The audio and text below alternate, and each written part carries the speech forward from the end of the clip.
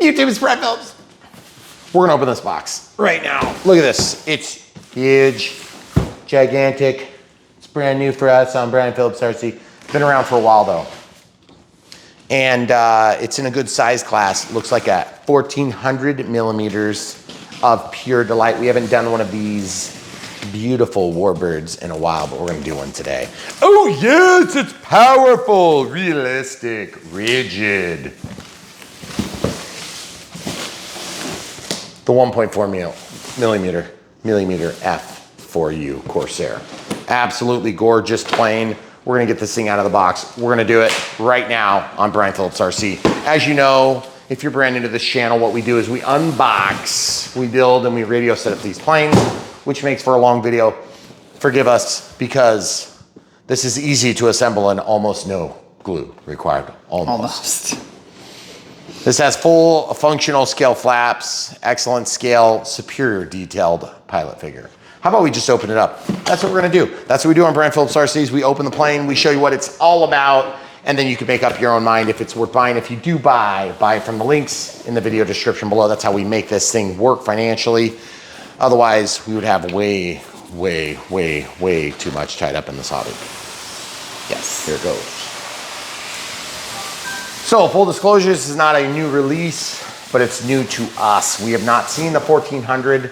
We've done some 1200s. We did the 1.7. The 1.7 was huge. It was powerful, but it was kind of slow.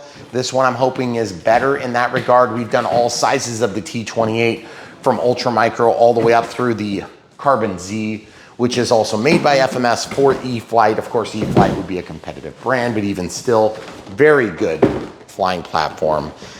Love the T28. Also love the F4U. It's always been a good experience in every size class we've ever done, with the exception of maybe the 750. I just think some of these warbirds don't translate well in terms of their flight performance when you get real small, okay? Mm-hmm. Again, some of the stuff I say are subjective, and some of the things I say will be highly subjective, and you guys know that from watching this channel for a while, or if you're brand new, please take it with a grain of salt. I'll let you know when it's my opinion and when it's actually factual information as best I can. Okay, so we're just gonna get all the pieces out, show you how this thing comes out of the box, see if it's gonna have any problems that you wanna watch out for. Okay, so what's the first problem you see, camera crew? Pinch hinge. Don't forget to actually work your elevator halves, okay? Mm-hmm. Pinch hinge is a weak hinge style. I'm not a crazy fan of that. Again, a little bit older design on this plane, so we're gonna see a little bit more of those older techniques. We do have a full ordnance pack on this, which is kind of cool. So it looks like we got some missiles in there. We'll come back to that. I generally don't fly with the ordnance on my planes, but if it's a really characteristic trait, then we will. Like for instance, the F7F over here, you can see a drop tank.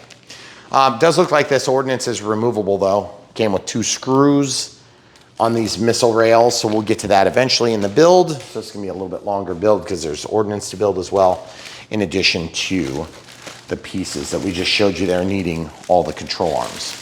Okay, pet peeve, if you haven't figured it out yet, we don't like installing control horns. We want the manufacturer to have that sort of thing installed and installed right. And we expect it to be that way, and that's a fair expectation. Yeah. So FMS, if you're listening, which I'm sure you're not, please don't do that. I want that installed. I want that installed. Yeah, like that didn't make it not fit in the box. Yep. There are gonna be, I do like this though. They have fingers already designed in here, okay? Mm-hmm. We did the smaller F4U, I can't remember what size class, I think there's a 1.1 meter, and we had to come up with our own mechanism to actuate that inboard flap. You see how there's 3? The flaps on the F4U Corsair are beautiful. Okay, so very thick, complex inboard portion there. As you can see, it's very, very big. Big Ziploc bag for the tail. That Ziploc bag will be super I don't remember ever seeing an FMS plane packaged in bags like this. Yeah, it is strange. Okay, so as you can see, wow, that pinch hinge is very thin. Okay, so very free. Looks like that almost no glue is kind of making me nervous. Yeah. I wonder if they mean almost no glue because there's glue on the ordnance, hon. The manual was set here where it's bent. It could have been set here where it's flat. Jail. we'll put that over there. Okay, so we have the other wing, same thing that we saw before, really nice. Build quality, stiff, rigid construction. Okay. I don't know if you guys can see this, but there's somewhat of a pseudo accessible cover here. So that's pretty sweet. That's where your missiles are gonna go. Oh. Okay, yeah, so the ordnance, these slide on and off. This would be like the drop tanks. Really sloppy on this tape job here. Don't like that. It's not gonna be visible from the ground, but we do have some functional LEDs here on the wingtips, and then it looks like inboard, we have like a landing light here, and then of course a large singular plug. I'm hoping we can leave this all bundled up, but I'm kind of guessing we're not gonna be able to do that. 1400 millimeter wingspan is a pretty good size. As you can see here, very big, and we'll keep going in the unbox. Some foam to protect the foam from the foam. Drop tanks here, absolutely gorgeous.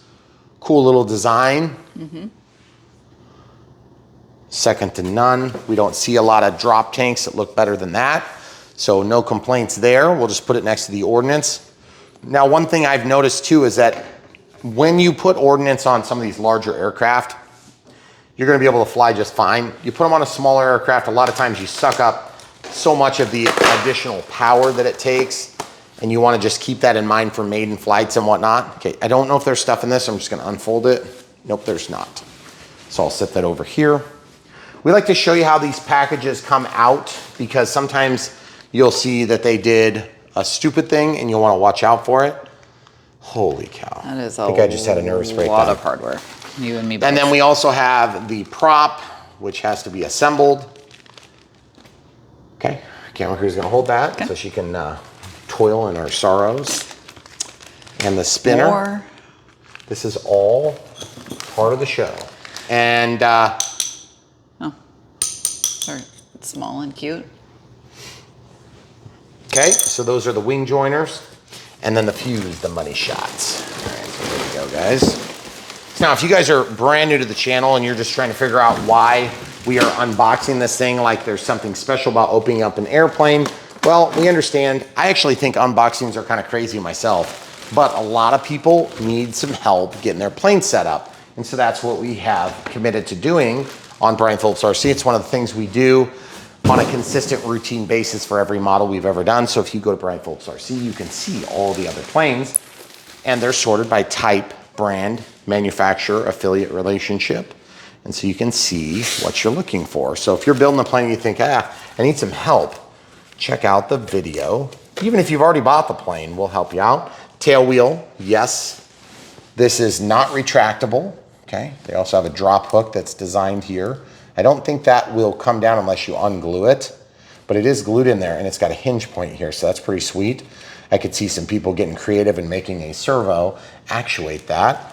Now, if you get to the 1.7 meter, I believe the tail wheel did retract on that. I think so. Made a Pull off my of that. protection. Thank you. And it looks like everything under here is kind of sloppy on the paint job, but it's underneath, won't be seen. You can see this little controller board here. So we always get nervous when we see those. Okay, so we'll lay this down. I do like that the decals are already applied, which is good. In my opinion, there's some people that are gonna complain about that because they wanna apply the decals. I can tell you one thing, if I had a trade, my trade would be, I wanna put the decals on, and I want you, the manufacturer, to put on the control horns. That would be probably wise. All right, so we're gonna set this in the plane stand, and you can see if you don't have a plane stand, you probably want one on a plane this size. There's also some antenna spots here, so we'll get to those eventually, and then this comes off, but I don't know if there's a release. Do you see a release anywhere? I don't see one. There's a button on the huge one, if I remember right, but I just, Pressure. yeah, just pressure, just magnets. So it looks like 2 magnets here. Tape. Goes right here. We'll do a little bit of tape. Predator ESC. So it's got an 80 amp brushless ESC. And out of the Predator, we do not have a yellow wire, so no reverse thrust on ours. Now that doesn't mean for sure that you're not gonna be able to use thrust reverse on yours, but it does mean that ours isn't going to feature it. Now, thrust reverse comes as a double-edged sword on Predator ESCs, okay? What is thrust reverse? That means that I can change the direction that the motor is running on the fly. pun intended, like while you're flying. If you have the yellow cable, you can do that. But we have found that on a consistent or semi-consistent basis, we have inconsistent behavior. Yeah. With a principal function like thrust reverse, you need it to be on 100% of the time when you flip the switch. For that reason, I suggest highly, if you fly from a short runway like we do, and you need to have consistent, reliable thrust reverse, our suggestion is get an Avian ESC, spend a little extra money, upgrade that. This is a perfectly good ESC, but it will not do thrust reverse as configured. And even if it did do it with the yellow wire, which is an additional signal line, you just plug that into the signal of one of your other channels, and you can flip that to usually minus 100 position in the Spectrum world, which is what we fly on, will give you forward thrust, and plus 100 will give you reverse thrust, okay? So our thoughts on that are, if you really want reverse thrust and you want it to be reliable, or rather you need thrust reverse, because you fly on such a short runway that you need it, which we do sometimes, then you need to get an Avian, okay? Now, the other option is you turn it on, it doesn't work, and you do a go-around. It doesn't always work that way, because the way that it fails for us is that we are flying and we demand thrust reverse, and then it just doesn't do it. Well, the problem is you're at the point of no return, you're too slow to take back off, or you're slowing as you take back off, and then it kicks on. Yeah. And we always have a collision as a result, because you can't flip it back quick enough either. Yep. So it's just kind of a lose-lose. So just understand our thinking on that. In this case, I'm seeing it as a positive that's kind of rolled into the negative of the fact that it doesn't exist. So you can take it for what it's worth. If you don't need thrust reverse, you probably don't care, and you're like, move on to the next detail. I agree. That's what we're gonna do. All right, so in order to build this plane, we have to put a couple of pieces together. Eventually, we're gonna have to hook stuff up inside of here. It looks like a pretty easy build other than all the control horns. FMS does a pretty good job on building these planes. So these ones, we're gonna have to assemble at some point. I don't know the steps, because sometimes when you have complex ordnance like that, it's hard to put them on after the fact. Also, we don't have any assembly on the tail because it is all one big piece, with the exception of the control horns. Now, control horns have to be screwed on in most cases, but we usually glue and screw them so that we have a backup plan in the event that we don't have good success with our screws or a screw fails. You don't have to do that. It does take a little extra time, but if you're gonna use glue, my suggestion is to use FMS's offering for China glue, okay? This stuff comes in a it comes without it being pierced, and you can use this to pierce it open, and then it comes out of the tube, goopy and stringy, and it works really good. It's very clear, but a very, very, very, very slight amber hue to it, very slight. Foam to foam tends to be totally clear, crystal clear, but it's not quite as good. You can see my lid is not on there as good, okay? So it doesn't go all the way down. This comes opened and you don't have to pierce it, and it has been very good, but it's got that kind of that matte finish on the outside of it as I poke that out. I don't like that aspect of the glue, but it's still very good. That'd be if you're ordering your receiver from Horizon, you could order one of these. If you're ordering the plane from FMS, you could order one of these. These are cheap. I would get 2 or 3 of them at a time. These are a little bit more. I'd get maybe 1 to 2 of them at a time if you know you're gonna burn through a lot of glue.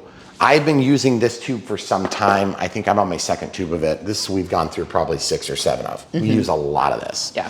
Also, it used to be you got glue with a model when you bought a model that required glue, but some of the shipping rules have changed over the course of the time we've been doing this. And a lot of the manufacturers got away from sending the little tubes of this because there was legal issues that came up, and it had to do predominantly with shipping. So if you guys weren't already aware of that, that's why that happened.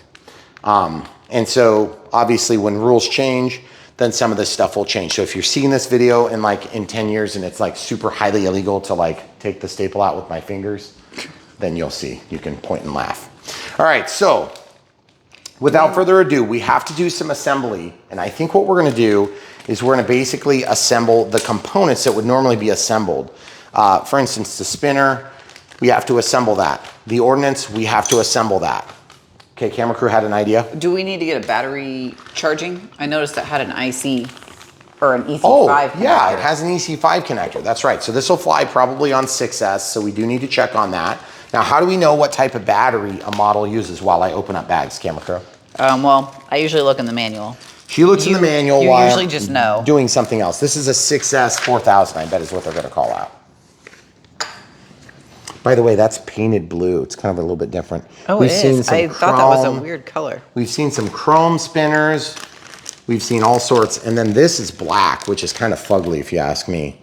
I really would have liked to see that silver. Yeah, I don't know. I suppose it could have been painted black on the real one. By the way, this is an old FMS manual, tell. so it is not going It's not to going to be be as very helpful. helpful. Okay.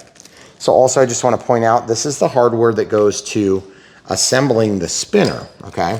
So when you build the spinner, you have to build the spinner with these, and there's also decals that go with each of the blades. I suggest doing that while it's on the table flat. It's a lot easier to build it now and just have it ready to go. So what we'll probably do is we'll see how hard it is to get one of these blades ready. And beautiful painted tip. They've only painted the front. The back wouldn't be painted in real life because there's not, like any risk of the pilot reaching out and hitting his hand with it. But I like the backs to be painted on my models because it helps me to see it a little better as a pilot from a safety perspective.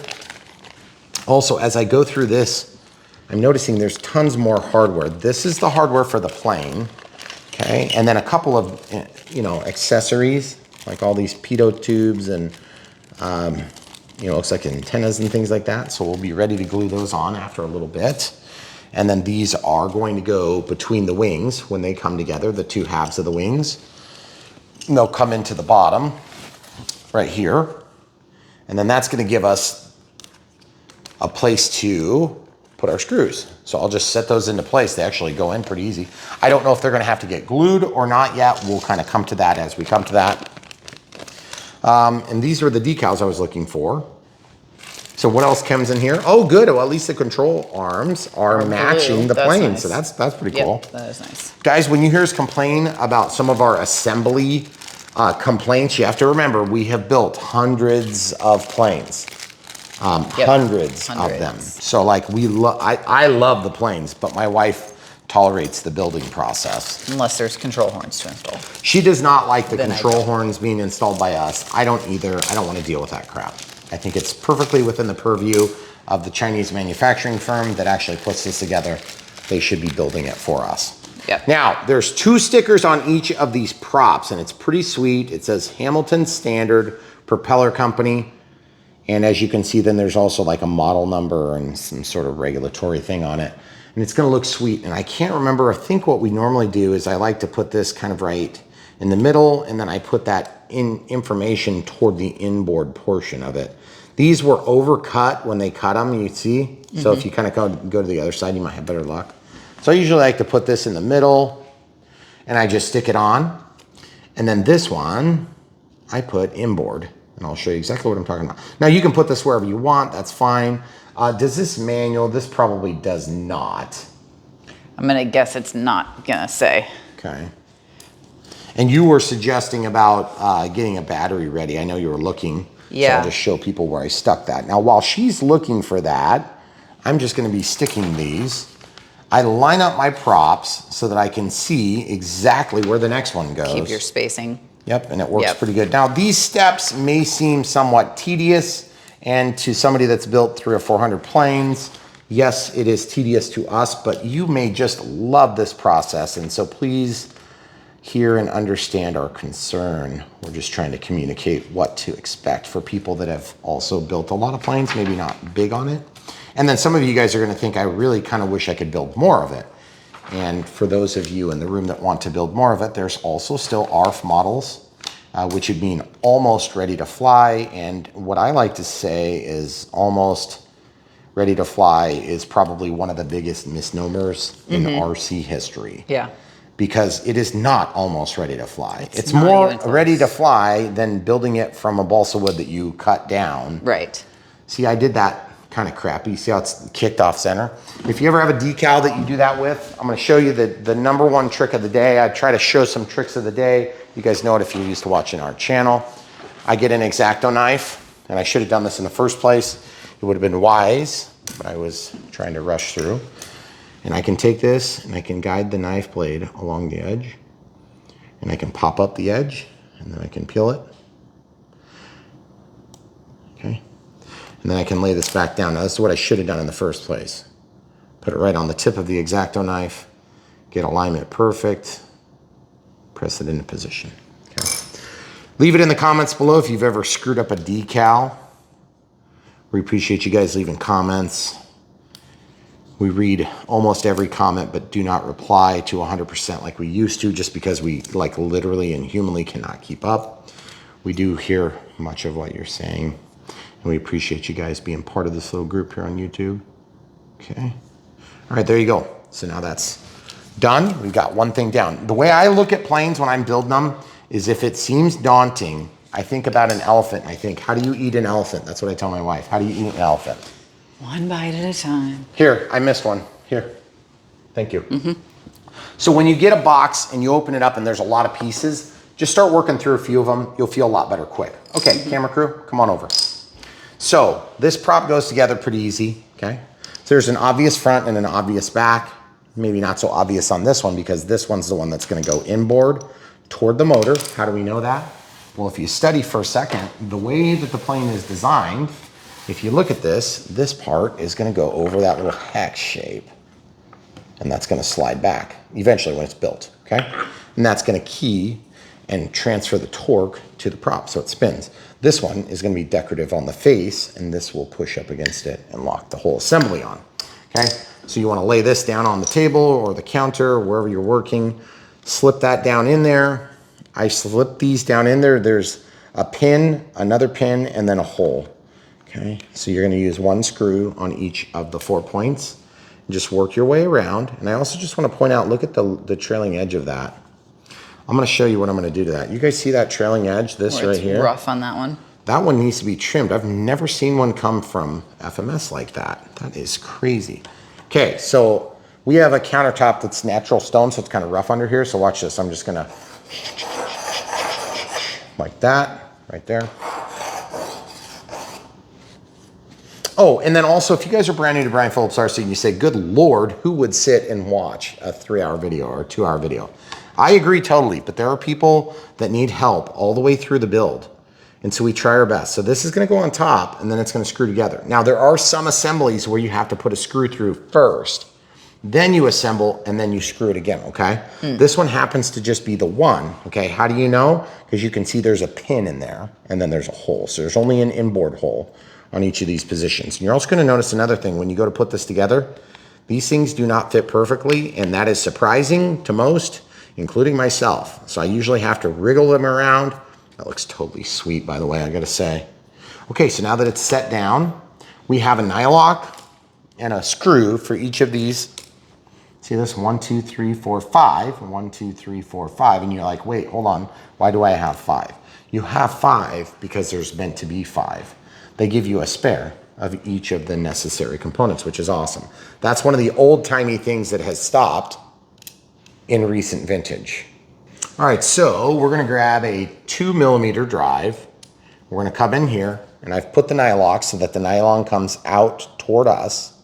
That's because you want the nylon at the end of the threads, not the beginning. It'll just make it harder on you to put it together if you put the nylon the other way. It would still technically work, but it's not designed to work that way, okay? Now this one, it's not one to line up, so I'm just gonna give it a wiggle, and as I wiggle, the bolt shoots through. Then the nylon, this is what I was talking about. You see the nylon is in the top, and that nylon is in an insert as built part of the nut, and that helps to keep the threads tight and purchased in where they need to be. Okay, so we'll just go until it doesn't go anymore. Okay, very good. Very good. All right, great. Beautiful. All right, and we'll just complete that process for all 4 of these, and you'll see it's the same thing. That one didn't want to go in, so I'm just giving it, I got to back this off. I screwed myself over by tightening these too tight. 1, 2, 3 turns. 1, 2, 3 turns, that's half turns. And once you get those, you see how it doesn't want to line up? Boy, that's surprising. So you might want to get them all through before you start tightening. Before you start tightening. So I'm going to loosen a little bit more, and this should give us the capability of doing it. So loosen a little bit more. Then this one, I'm going to also drive it in. So it's going to go. So we must be catching just a little lip of the plastic because it's definitely going. Now, this is not like a Dynam problem. This is like super easy to do. There it goes. So that one slipped in. Yeah, and that one slipped in. You just had to press really hard. Okay, nylon up.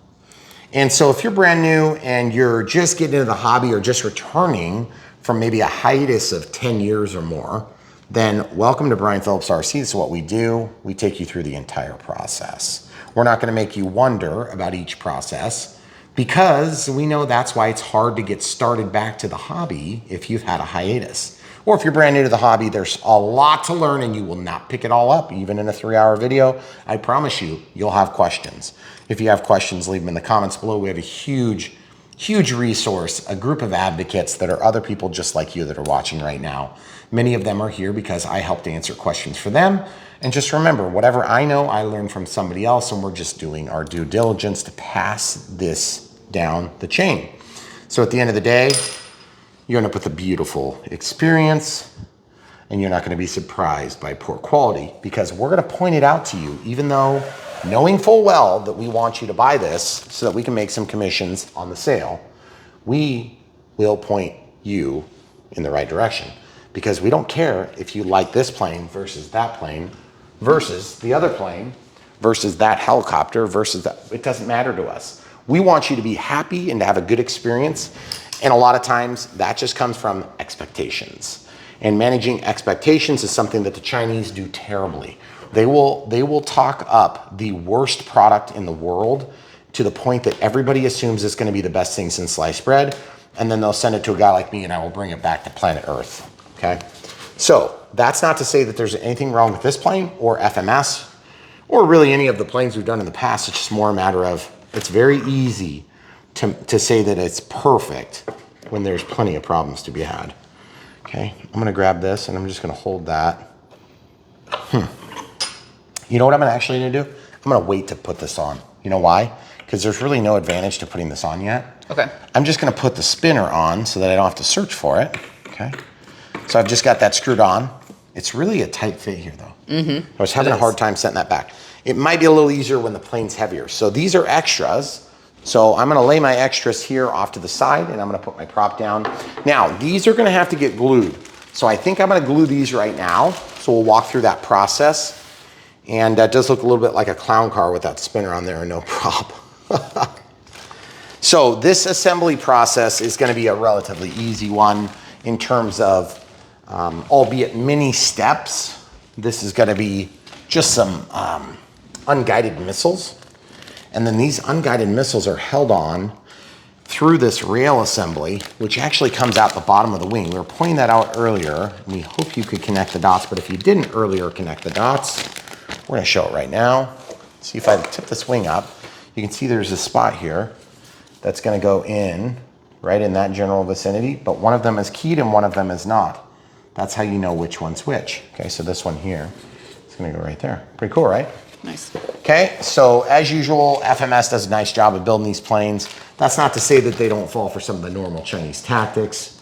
And so we're here to help you. So if you have questions, let us know in the comments below. Also, this is a good time to talk about how do you know what direction forward is.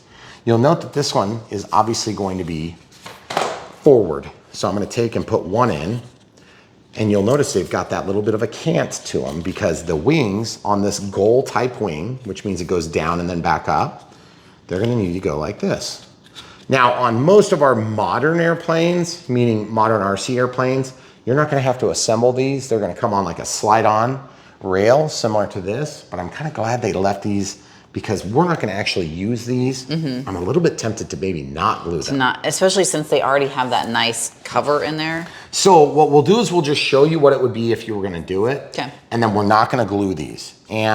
Or why don't we glue them and we'll just store them that way? We just might not put them on. Well, or we'll put it back in the bag. So normally we wouldn't do that. So now that we have not done that, and this is gonna be one of the rare times we don't do the entire step, but I just want you to point out there's rails, or not rails, but you see these. Oh, the panel lines. Panel lines. Okay. So that's how you can tell what direction that goes, okay? And so once you've done that, then you're gonna have these missiles here. Now the other thing too is you could mount those and it'd be perfectly fine and there's nothing wrong with that, but don't put this on before you put all your control horns because you're gonna have a hard time working in this area when this is all assembled, okay? So with respect to the missiles, I'm gonna pack those up, we'll come right back. All right, so we were looking in the manual and we struggled to find, but it's ultimately we figured out it was 4S, okay? So this plane flies on 4S. It's a big plane for 4S, but even still, it calls out a 2600. We have a 2700 30C Smart Pack. You're also gonna notice that this has an IC3, not an IC5. An IC5 would be compatible with an EC5. An IC3 is not compatible because it's smaller. Now we also have 3200 50C and 4000 30C. And I'm thinking we're probably gonna try to hit that middle ground because I get that higher C rating. Also, when this plane was designed, the 2600 was probably about the same weight as my 3200 because they have really squeezed a lot of technology into these. And the chemistry, while it may be the same, the way that the batteries are built is a little bit different today. This one has a smart chip in it. So obviously you can't plug those together because they're the wrong size pins and sockets, okay?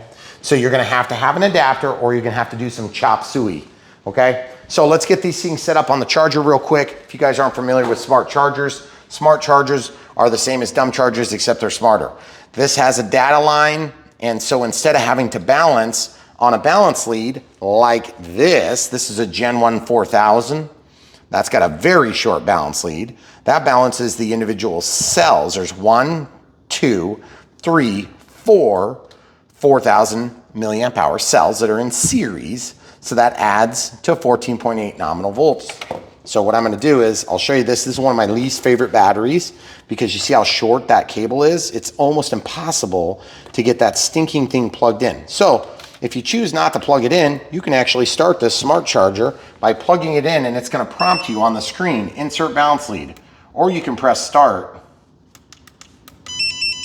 continue without balancing. Now, that just means this thing isn't gonna balance and this thing right here, the little smart chip, inside that's under this orange cover, which is tape, okay? It's right under there, so plastic and some tape. The tape actually is a lot like this, which reminds me, Predator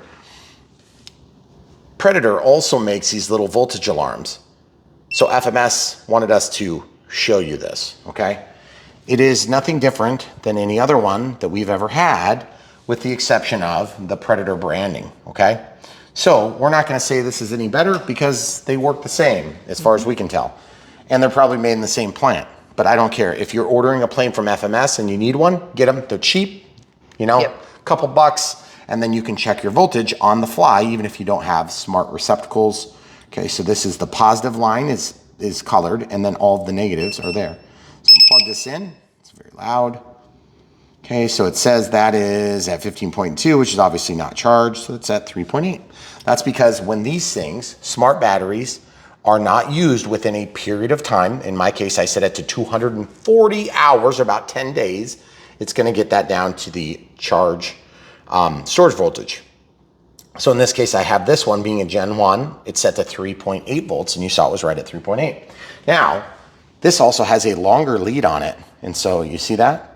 This is a little bit more normal. So I'm gonna show you how I would charge this. This has an IC5 and an IC3 right on the face. Now that just includes the data line. If you have a dumb battery, it's gonna try to start. It's gonna ask me for the balance lead, and then once I plug it in, it's just gonna immediately take off and go. Now, I'll show you on the S155, which is considerably cheaper than the S2200. The reason I talk about chargers are boring, but nobody ever talks about them, okay? I have 1, 2, 3, 4, 5, 6, 7, 8 very expensive chargers sitting here. We have a lot more than that in this house, okay? And if you think this amount of batteries is bad, you should see the 900 pounds of batteries I have that power my house. So anyway, see this? This is a Gen 2, so there is no balance lead, so you can't even use the voltage alarm. So if you're gonna use one of these, you need to make sure you pick a Gen 1 pack. So a Gen 1 pack, of course, is gonna have the balance lead. Now this is also a 4S charger, and so when you plug it in, it's still fully capable of charging that 3200 4S, which is probably what we're gonna fly with. But because it's a smart lead, or there is no bounce lead, you don't have to plug it in. You just plug it in and it goes. And it knows that. And that data lead will keep all the data transfer, and it shares a common with the negative. So in our case, I also have this battery, which I think is just a duplicate. So I'll just plug that one over here. But we do have to ultimately make an adapter at some point. So what is the adapter gonna look like? Well, I don't know. It's probably gonna look a little something like this, except it's gonna be probably an EC3 to an EC5. And that's gonna allow us to use the battery that we have selected. So it's gonna look something like this, folks. Now, as you can see from this pile of battery adapters here, and yes, there's more in here, and yes, there's more in there, and yes, there's more downstairs. I have boxes of bags of boxes, okay? So this is gonna it's gonna go through a unusually small cable. This is probably too small, okay? And then it's gonna go out to an EC5. So EC, standing for E-Flight Connector 3, 30 amp rating. E-Flight Connector 5, 50 amp rating, which is kind of BS because we do a lot more than that through all the connectors, but that is the size class, and it's not the name I came up with. Then you can plug this. You note that there's sockets and there's pins. So female, male, even though this male housing penetrates the female, this is a female connector because the copper is female, or in this case, gold plated, nickel plated, whatever it is. Okay, now we can plug in our IC3. IC is compatible to EC, with exception to the IC2, which is different. I don't even think there was an EC2 that I know of because we used JST at that time. Okay, if we haven't bored you yet, battery technology leads to one thing. There's two safety issues in this whole apparatus. One is chopping your hands off. Don't do that, okay? If you don't know what you're doing, wait to put the prop on to the last second. If you want to see the direction of rotation, put a little bit of tape on the prop shaft. You can see it spin.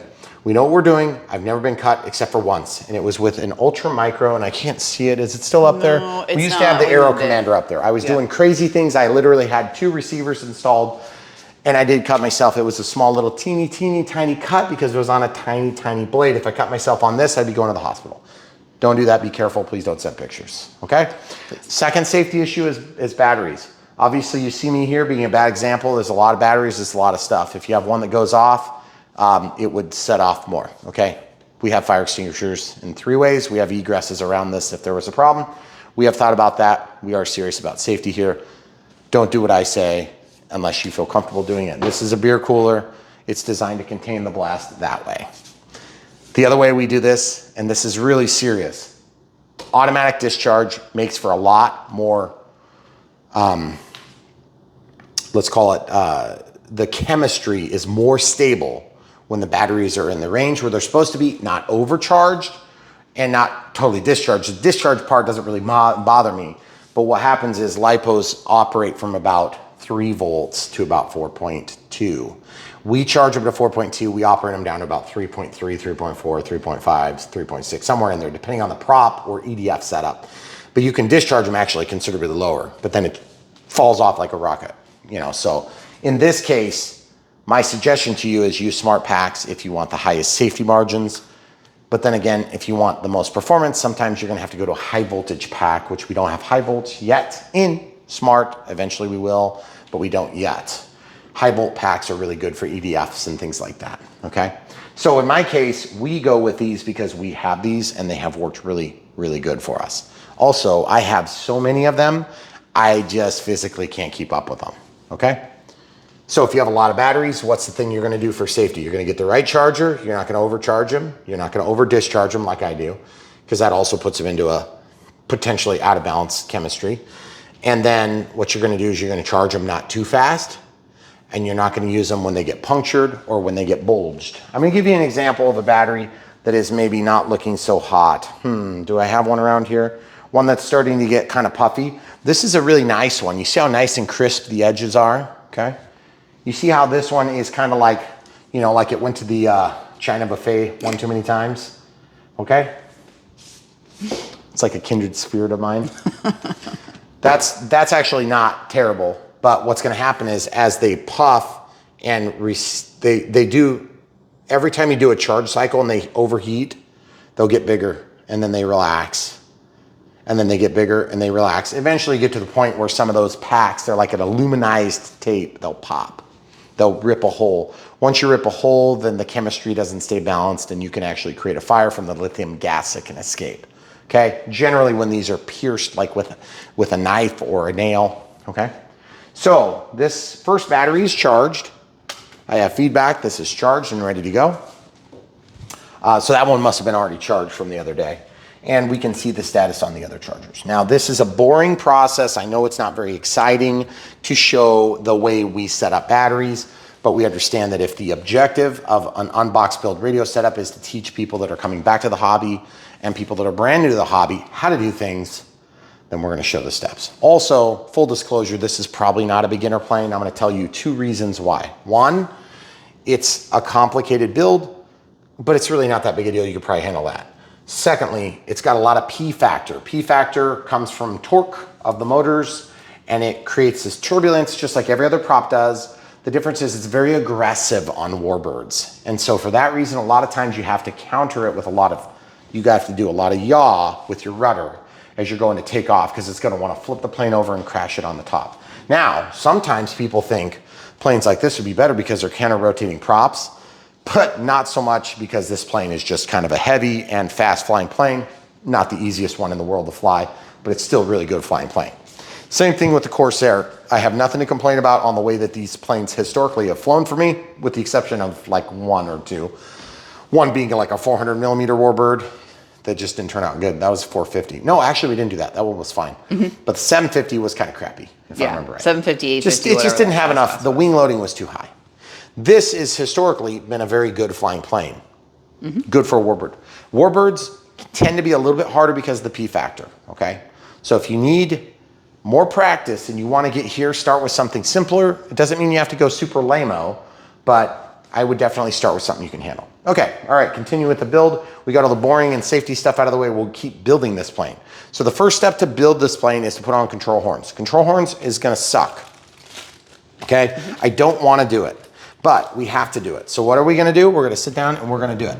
So there are a couple of different ways you can do this. My approach is gonna be simple. It's gonna be install the control horns where you believe they go, okay?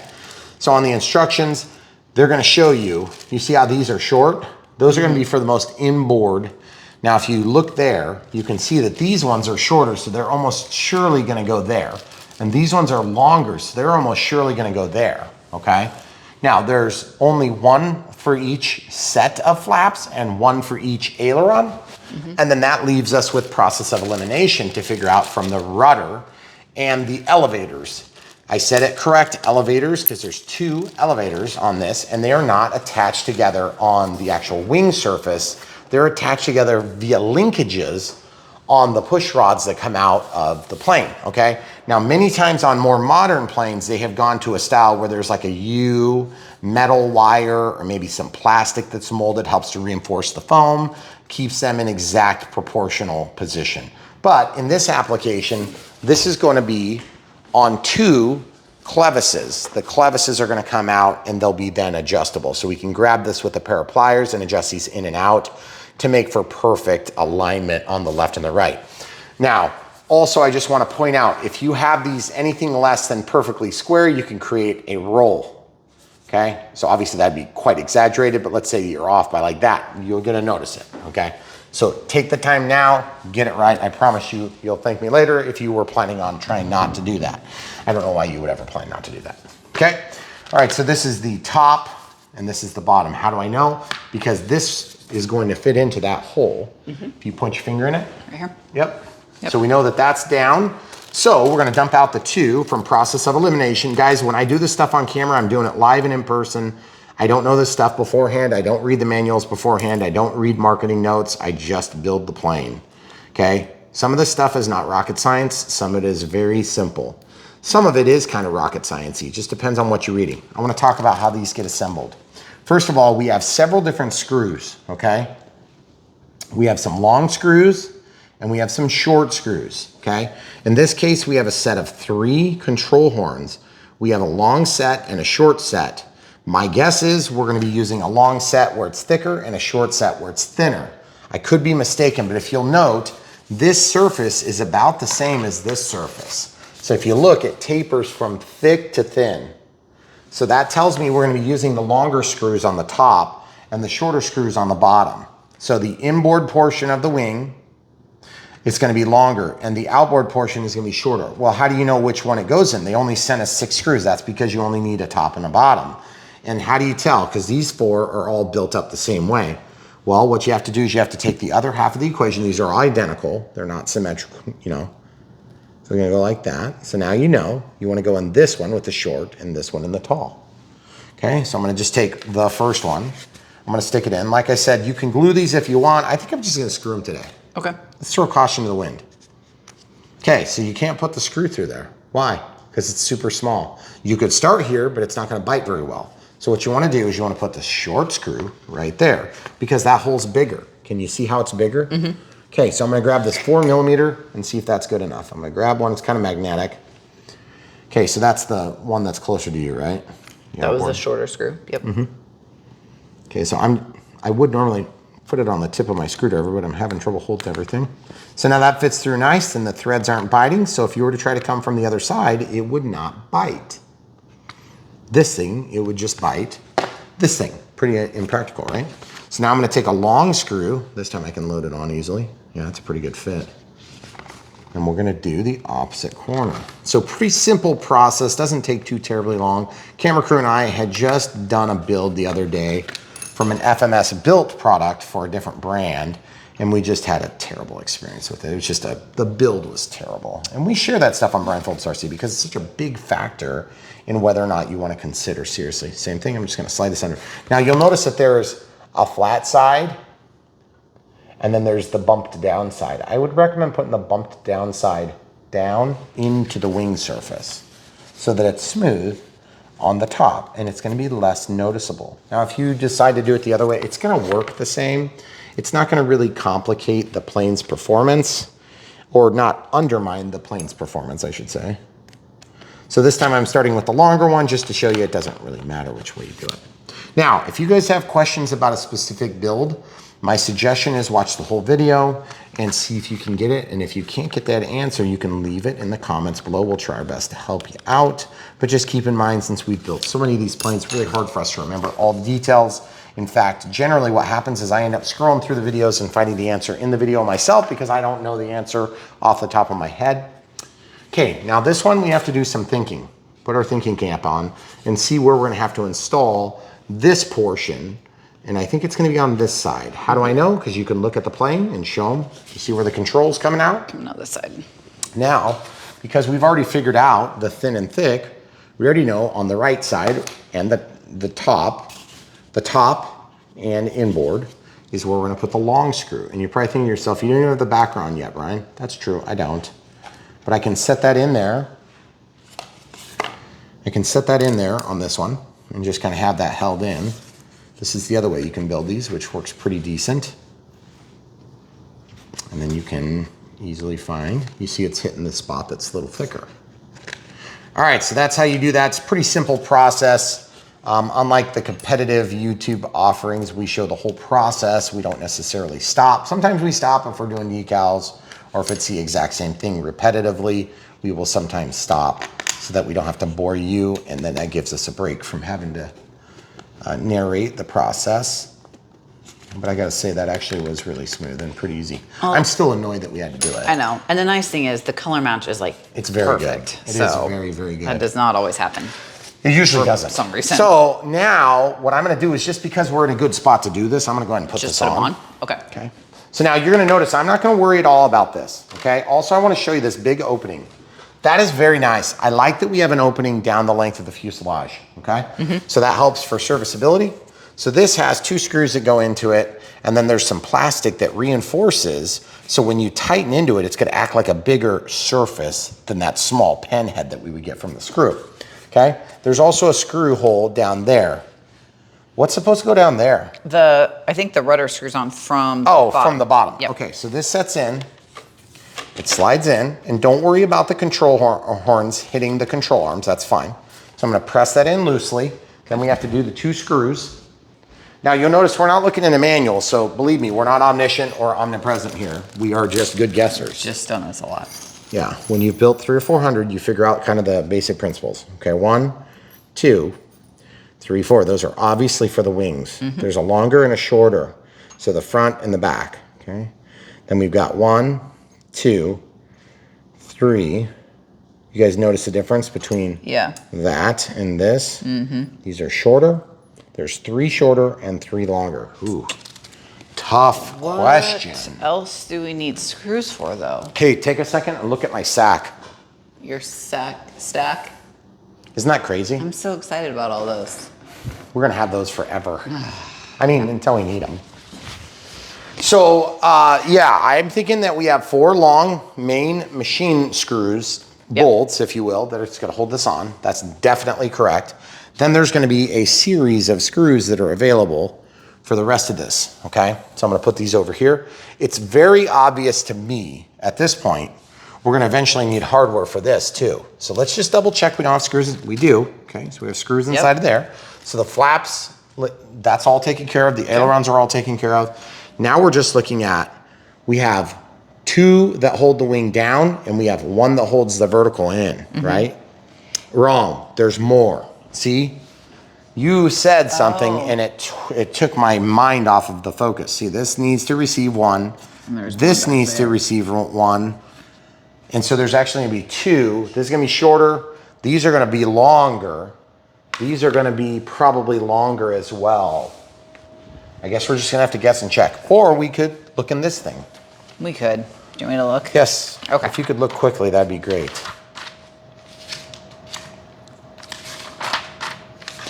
Your wings, flap servos, and I don't even know if We'll they're gonna talk about tell us. centering those here shortly. See, they have the whole thing about like taking the gear out. I wonder if you at least used to have to install that at some point. Yeah, sometimes the install Signals manuals or- show that. Elevator. They don't even show how to put the actual plane together. Accessory panel. Wowzers, they don't. Nope. Holy All right, cow. we're gonna Okay, guess and check. guesswork. So I had somebody just this week telling me in the comments below, he's got 40 years experience flying. And he's like, you need to read the manuals for all these planes. I'm gonna tell you something. No. I was gonna say, did you have more of an explanation than no? No, I'm not doing that because these Chinese manuals suck, which is why people like us exist. Yeah. If they were good, you wouldn't need us. We refer to the manual from time to time because sometimes they will. The Usually newer they tell manuals you have gotten a lot better. Yeah, which Okay. screw goes where. Long screw. Let's just try and see how quick it bites. Okay. So that bit pretty early. Now, short screw, does it reach? My guess is it probably will. Ugh, jeez. It's so ambiguous. But I gotta say, it's not biting very good. Look at this. I went from a 4mm to a 5mm tip. That feels pretty good though. It is definitely biting. You know, I wonder if it's just a preference thing. See, starting to pucker. Okay. I think I'm gonna put the shorter one in here. Okay. Just in hopes that we don't have a problem. Okay, so now I'm gonna go back to the shorter style. So it looks like this. It's got that weird unthreaded portion. Unthreaded part. So I'm gonna use the 5mm. Again, we'll see if this sticks in further. Yep, it sticks in further. So that's almost certainly what we're supposed to use, wouldn't you think? And so folks, since we don't have a manual to ask, we're just gonna do it. It's pretty simple stuff. I mean, like it's on there. It's not like. No, it's not gonna come off. So now we have a total of 1, 2 screws. That just seems weird, but then it holds inside of here a lot too. Okay, so in, try to slide it down and then rock it in carefully so you don't crush your foam. And then this drops down in. Then here you wanna be super careful so you don't crush this. So I'm gonna do this. I'm gonna bend this down a little teeny bit. So I'm gonna move my elevators out of the way. See how I bend that down? Get the tip under and then push it down. So now we don't have a bunch of marred finish. Now I'm gonna take the short left screw. I'm gonna use my larger 5mm drive on this and we'll see if this goes. I have to assume this is right. And I was wrong that one time, hon. Do you remember that way back when? Yeah, a few minutes ago. Time. So we're gonna tighten this in. The only thing that concerns me about this is that we've used all 3 long screw, or of the shorter ones. I'm gonna So tell there's if it not bites. an extra. It's biting. Okay. I mean, if it goes together. It's biting. I don't care. Yeah. So now we have 3 screws. If I do this and it doesn't bite, then I'll know I've done something wrong. But let's be frank. We're going plastic to plastic, or we're going steel to plastic. It's like a wood screw. If you get purchased, it doesn't matter. If you have enough length, it doesn't matter. If the girth is not enough, that's gonna be a problem, and we will talk about that. Also, I just wanna point out the fact there's not really a good way to pull this out, and I don't like that. The pilot figurine is beautiful. Looks nice, okay? I feel like we usually put tape on the canopy We of do. an F4U We do. Corsair. We do. And we probably will. Yeah. Okay. All right, guys. So now we need to get in here to put this last screw in. Okay. And the last screw, since we're down to just the skinny one, I'm just going to use the longer skinny one. And I'm hoping we get good purchase. I'm going to have to pull this kind of out of the way and just push it down. Now, if you don't want to pull that out of the way, you can try to unclip it, but I just assume pull it out of the way. It's just going to be just as easy. Yeah. I'm going to try my same 5mm. Oh yeah, we're getting purchase. Who cares? We're good. Okay. Now just listen. Look for crushing. Yep, crushing. If it's enough to crush the foam, it's enough to hold the thing. Okay. All right, so we're left with 2 additional screws. Now, FMS has historically been a little bit better about this. They provide 1 extra screw for each of the steps, unless you have a weird one for a spinner, and then they don't usually include a weird one for the Or spinner. like those big wing ones are kind of unusual. So it doesn't surprise me that there's only 4 of those. That's right. I agree. I agree totally. These are in the wrong spot. That's why once. they're falling. Oh, is that why it's falling off the bottom? No, I was incorrect. Again, I needed to modify my thinking process. All right, guys, so the wing has to be assembled onto the plane. And I just want to take a minute to talk about how fast this has gone. If you take out all the blabbing about this, and you take out all the blabbing about that and safety prop stuff, this has been a pretty short build. Yeah. So that's, sometimes we fall into the trap of getting pissed off about stuff. They said something about gluing. Oh, the gluing is for the ordnance. And the antennas and pitot The tubes will antennas probably we'll glue do. in. We'll do Glue it in, right? So we'll probably do that as part of the wing build. Hopefully we Okay. weren't supposed to glue the tail, but why would you if you screw it together? I was just thinking of something, and we're fine still. Okay, so in order to assemble the control arms, I think it's gonna be almost easier to just build the wing, okay? So I'm gonna take those out. I'm gonna take my wing joiners, and I'm gonna slide them in the hole. These just slide in, super easy, very, very, easy fit. It's not anything crazy. And they go centered. So they go about halfway, because you can tell as I grab this, that's a little bit further than I expected. That's more than halfway. You see that? The front of my finger is not the halfway point. That's kind of weird. Well, anyway, we're gonna stick it in there as deep as it'll go. Then, what we're gonna do is we're gonna lift this wire bundle up, because it's supposed to be upward, and it was tipped sideways, okay? See this? There's a little box that joins all those wires together. I'm gonna tip it vertical. I don't like this at all. It looks sloppy. I'm gonna fix it right now. I'll show you how to do it. You see how that wire is taped and it's got a label on it? The label is getting in the way of this stuff adhering. So I'm gonna take my screwdriver, I'm gonna put it under here. We're gonna see what's on it. It's the flap label. That label is gonna be pretty ineffective if it's taped under that. So I'm just gonna slide that forward, and then I'm gonna push this down, and that's all I'm gonna do. I'm not gonna spend any more time on it at all, and we're done. Okay, pretty simple stuff, basic, imperfect as it is. Take the 2 halves, join them with the rods, and then make sure all your wires get pulled out of the way, and they do. Okay, now I just want to talk about fitment now. The fitment is crap right now. It's going to be better though. You know why? Because we're going to make it better. Look at that. It's better now. See? Watch this. See? Crap fitment. But get this. It's better now. Still not great. I got to admit, one of the worst fits we've seen on an FMS plane. But it's not going to be noticed, and you're not going to care, because when it's in the air, it's going to look beautiful. But leaves a little something to be desired. I don't want to put any of the pitot tubes and antennas on until this wing is finished, okay?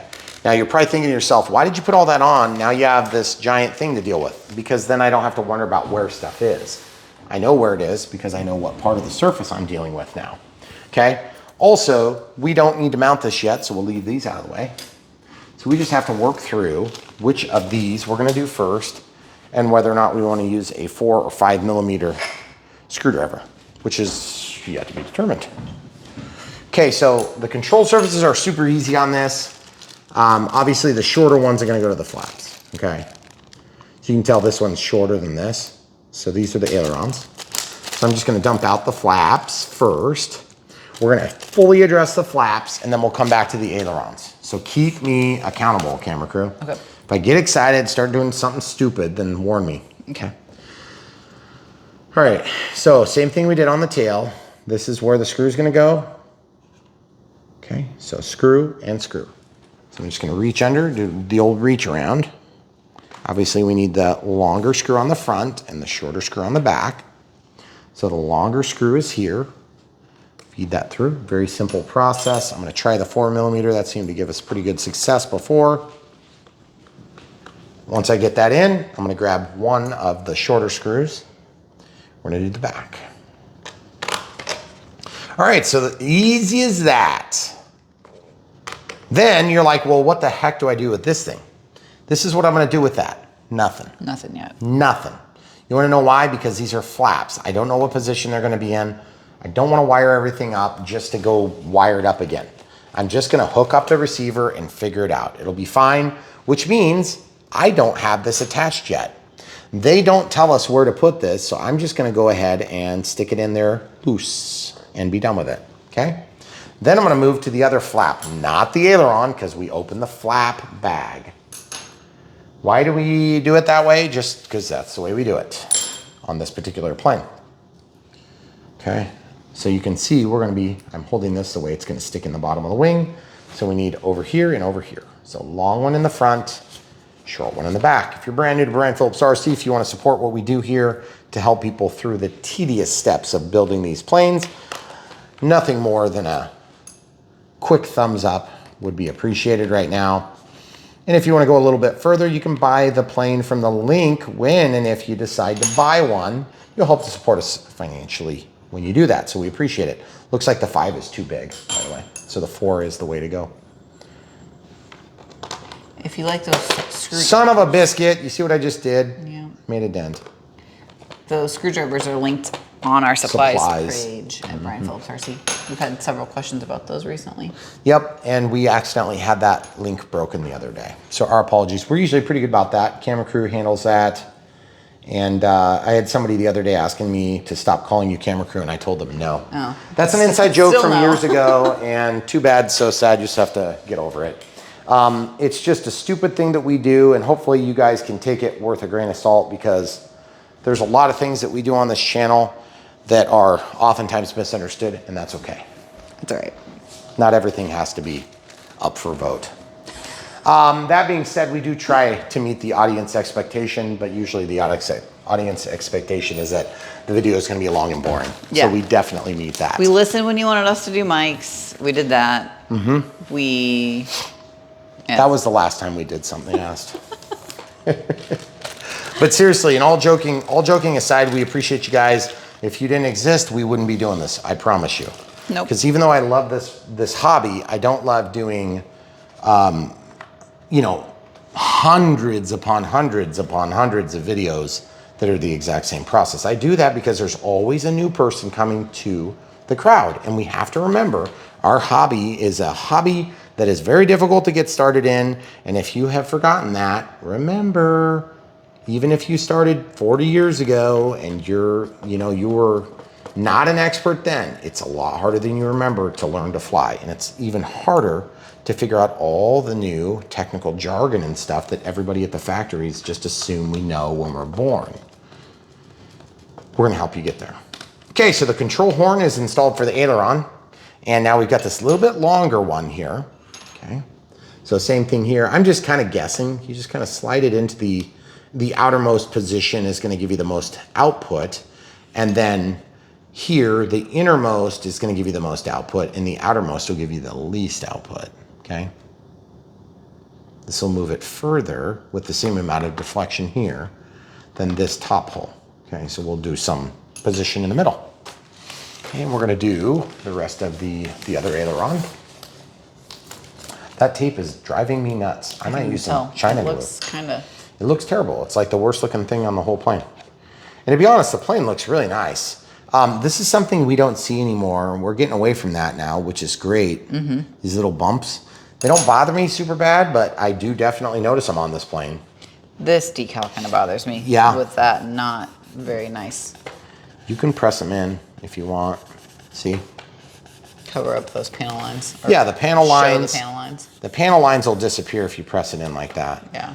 So, but I agree, it definitely could look better.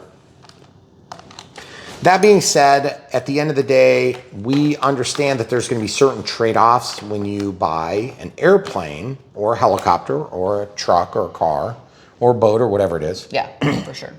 There's always going to be a trade-off, and usually the trade-off comes with how expensive something is. But just because it's expensive doesn't mean that everything is going to be right, and that's part of the reason why we do these videos, because the expectation is that you're going to be dealing with a company that understands an expensive plane should give you an expensive result. That's not always the case, guys. We have learned that painfully from experience. Okay, flip that around. And we're gonna help you guys avoid the pain. All right, so there's that. Now, the assembly of the wing is maybe done in and of itself as a piece of the puzzle, but it's definitely not done because we have a lot of setup to do once we get it on the body of the plane. So let's talk about this. The next stage is mounting the wing. We have to be mindful of the way the wires are going to pass into the fuselage so that we can conduct the next step. So I think what we're going to do is we're going to cut these zip ties, and once we cut the zip ties, we're going to get ready to put it in the fuse. Okay. That means that we're going to have a giant rat's nest mess inside of the canopy cockpit area, and that's just the way it's going to be for a little bit. Okay, so I'm going to get a pair of side cutters here. I'm going to cut this one zip tie here. Man, that one just did not want to cut. That's kind of weird. I hope somebody didn't screw up my side cutters.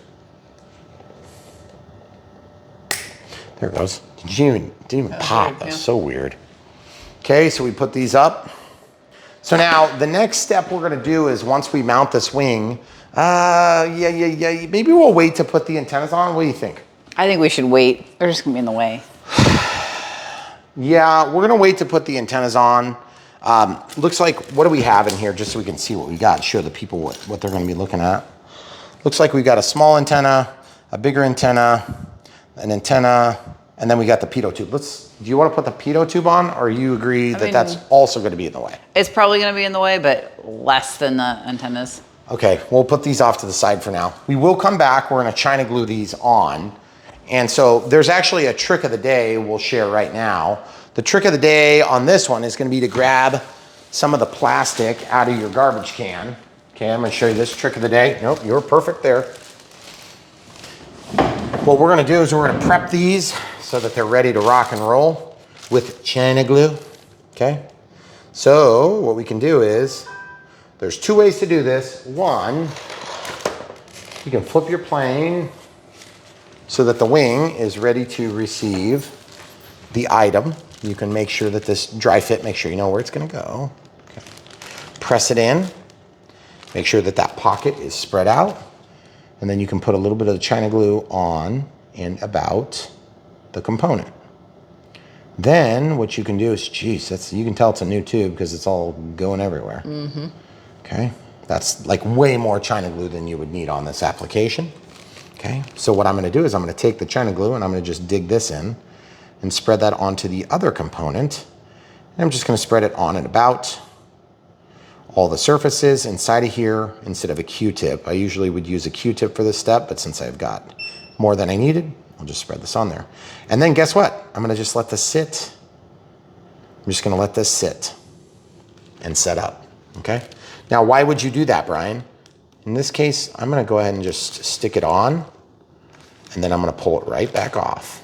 You see all the strings? Watch this. Those strings are kind of reminding me of what's going to happen to that glue. It's going to get tacky and crazy. And then this is going to stick in there and never come apart. Okay? So we'll actually do that for all the components, And then they will just slide right into their respective openings. And like I said, they'll never come out. Okay. This one obviously goes here. So I can stick this in. I'm gonna pull it out. And then I'm just gonna stick that little bit of extra. You can leave that there. You can lay your component down, preferably on something that's not gonna stick to your wife's counter or dining table. Right. And then what you can do is you can take a Q-tip, and while it's still setting up, the easiest way to clean your hole is to spin it. Okay, so spin it. See how it just pulls all the stuff on the edge, and then I just roll it on top.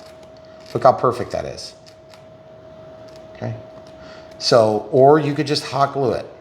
Just kidding, guys. That was a hilarious joke, inside joke. So now we've got two more of these little antennas. This one's pretty big, actually. And so on this bigger one, we're gonna do the same thing, but I don't wanna make a giant mess. Okay. This would be one of those times when I'm like, yeah, why didn't they just put this on and then put it in the box? I don't quite understand. This one I'm gonna do a little different. I want this to get inside and not all over the outside. So I just put it on the edge, stick it in there, and I spread it around, and don't let the strings follow you, okay? Then this little dinky one that's gonna go there, obviously. I am gonna do kind of a little bit different. I'm gonna glue it on here first, and I'm gonna just stick it in wet, okay? So 3 different techniques. All of them will technically work, but I would suggest still back buttering this just a little bit, but keep it low on the component, okay? So now that we have that, with a little bit of glue, I'll just go around and spread that out. And all you have to do is let it dry.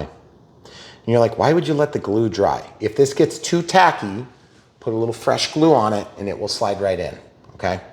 Also, you can slide it in if you want. Remember, we didn't want to make a mess of it. You can slide this in again and you can just leave it. When it balls up like this, you see that? Give them an extreme close-up of that. You see that ball? You can take that off one of 2 ways. You can let it dry totally and then peel it off with needle nose pliers, or while it's wet, you can pull it out and it'll probably stick to the side. And then you see we want to have this on the sides of this particular type. Okay, so you see I'm just rolling until the strings all come to one side or the other. Now we just set this off to the side, okay? Now, the reason we show you this is because at the end of the day, you know, it's not a hard process, but I'm telling you, if you have a beautiful plane like this, you're gonna want it to stay beautiful. You're gonna want it to be beautiful. And if you're anything like me, it's gonna just drive you nuts when you see somebody else's plane now and they got glue all over their dirty holes. And that's the other thing you wanna watch for. You see what happened? That paint was very loose on the edge, okay? So if you were to let that glue dry and then peel it off with needle nose pliers, it might have taken that with it, okay? So I'm gonna show you how to fix that right now, because what we do on Brian Phillips RC is show how to do stuff the whole way. And also part of that comes from just, I remember what it was like when I first got into this. This blue is not gonna be a perfect match, just so you know, but it's gonna be close enough. And if it's not, we'll get a black and we'll do an undergirding black. But you see that? That's good enough. You're not gonna know any better. It's not gonna be a big deal. Just a regular Sharpie, blue in color, okay? If that doesn't make you happy, start with blue, come back and touch it with black. It'll make it more navy looking, okay? So you see this? It's got that purplish hue to it. Look at that, guys. It's like it never happened, okay? Just get used to all these little steps are just part of the process. And we want to make it as easy as possible for you at home. If you're following along, we want you to get some real value from this experience. Because we understand at the end of the day, there's other people that do quick highlights, and highlights are helpful for a lot of people, but they're not going to be good enough for a lot of people too. Okay, so these things are set. They're ready to glue. Whenever we're ready, I just put them on top of a plastic thing to set. Okay. All right, so let's finish building this. We got to put the wing on. Once the wing is on, we have to get all the wires through. So in order to do that, we have to take the canopy off. We're going to take the canopy off. We're We're gonna put a piece of tape on it right now. Because I don't wanna fight it. This is not a hard step to do. It's very easy, in fact. Some of the modern planes have this, some of them don't. It's not really like an indictment on FMS for not having included this, but it is a little bit annoying to me to have to add this, okay? A lot of you are not gonna wanna see this, and so that's why I appreciate them maybe not doing it on this plane because of the way this is set. This is a low point, and sometimes they'll buzz. Bzz. Not because of the low point, but look how hard it is to get this off. It's a pretty strong canopy, but I still don't like doing that, okay? So this is one of those times where you gotta be really careful and meticulous. The more meticulous you are, the better this is gonna work. Okay, so there's two ways to do this. You can stick that down, and I'll tell you the best way to do it. The best way is to just stick it on here and just leave a little tab. The second best way to do it is to fold it over. There's another trick you can do, and that is where you don't stick it to the outside of the plane. You just fold it over on itself below the canopy. Oh, dang.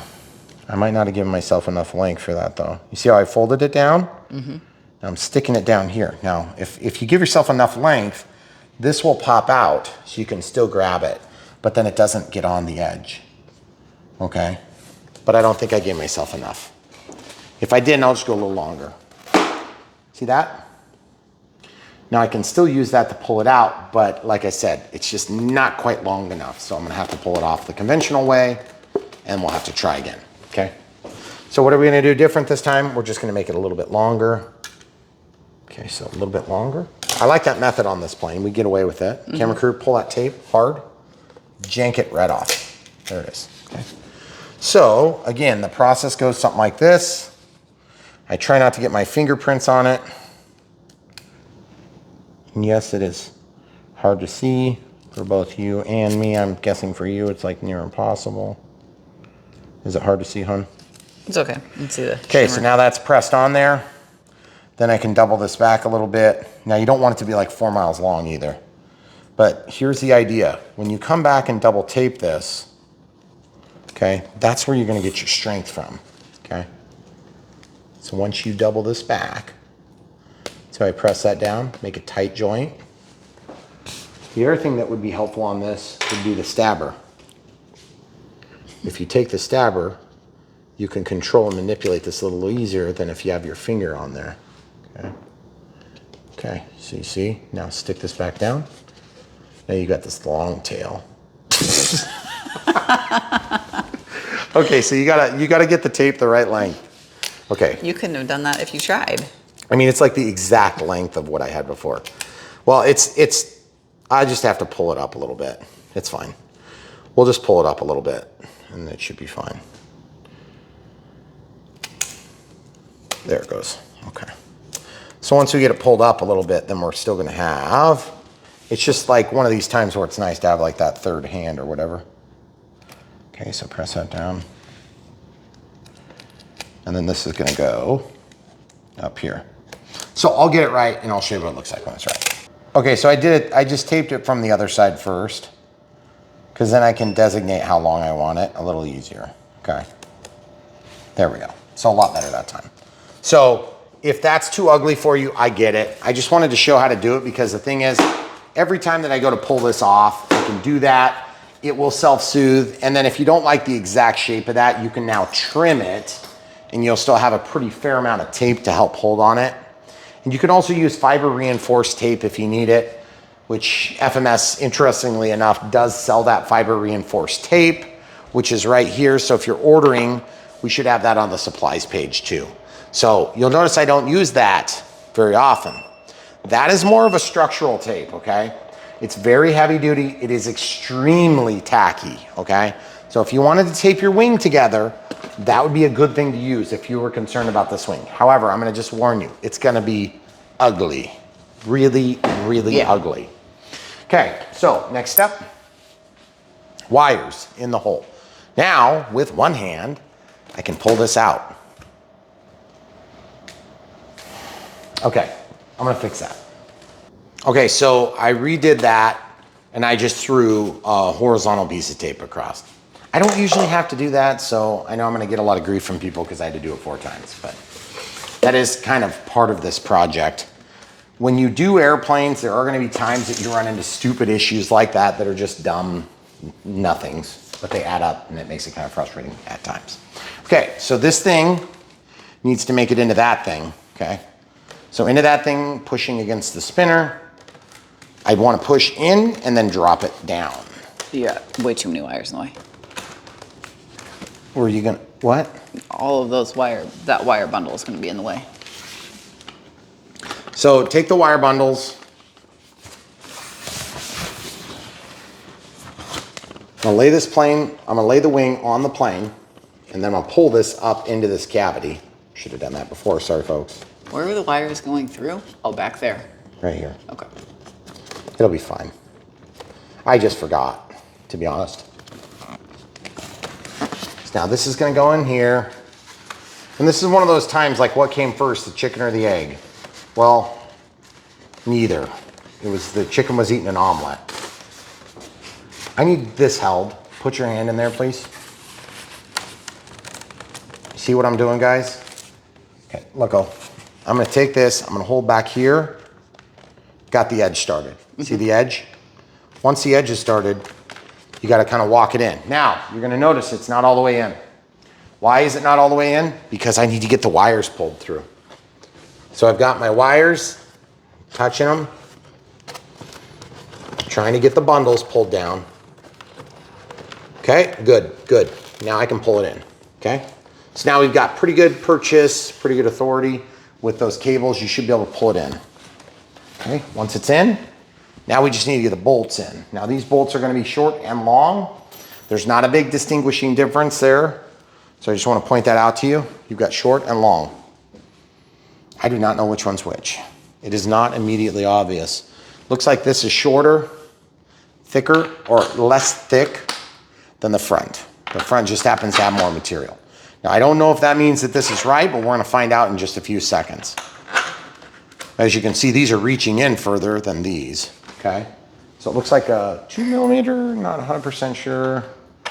Yeah, 2mm. So I'm gonna do one and see if I get lucky. Just rocking it, there it goes. Has a lot of threads to go in. Holy cow. I know some of you are thinking, why don't you use a drill? I don't like to use drills, watch for puckering. Now I'm gonna stop, I'm gonna go to this one. Why this one? Because I wanna make sure I can get alignment on the front and the back before I torque them down. If you use an impact, you're likely to break something, okay? Plus, as you can see, that's taken me a lot less time than it would to go get an impact. Or a drill, I don't know, same thing. See how it's puckering? I think we probably have the screws right. We're gonna only find out later if they're like sticking way through on the bottom, or I mean on the top side of the servo tray or whatever. This one is just being a lot harder to turn, but it's going.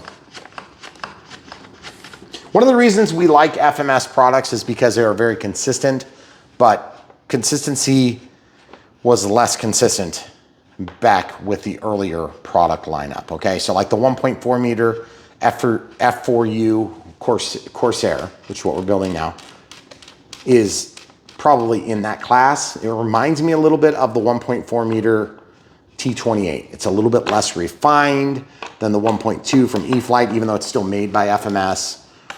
Which, by the way, I love both the 1.2. I love the 1.4. I love the 2 meter Carbon Z. And then I also really like the 1.1. It's probably my least favorite. But we've also done a 750 in that size class. I think we've done a 400mm. We did a 400. We did a couple of 400mm, haven't we? Very good. This one's not lining up. There's always one. Backing up.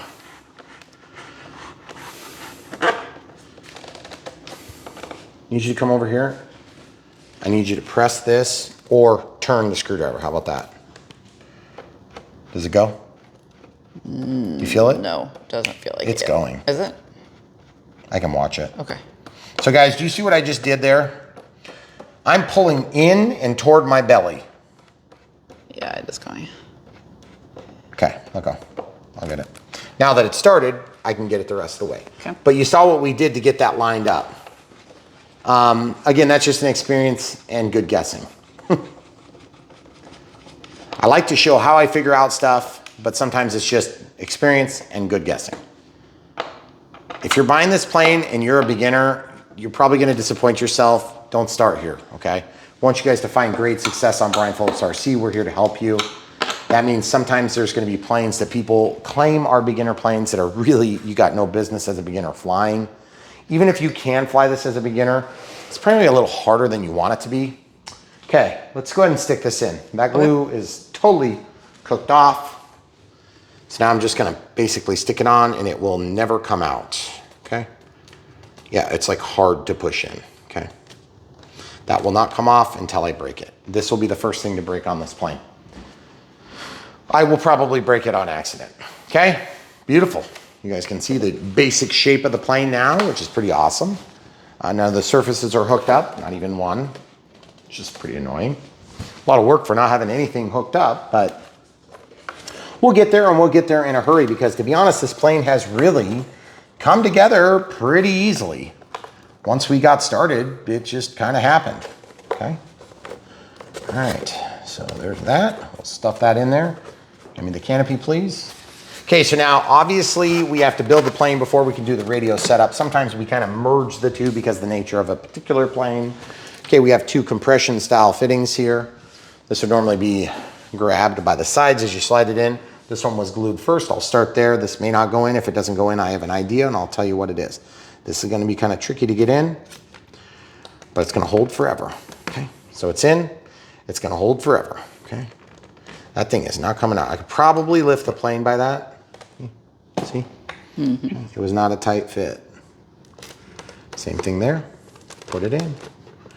Now it's done. It's in forever. Now this one we didn't pull out, and look how easy it comes out. You guys see the difference?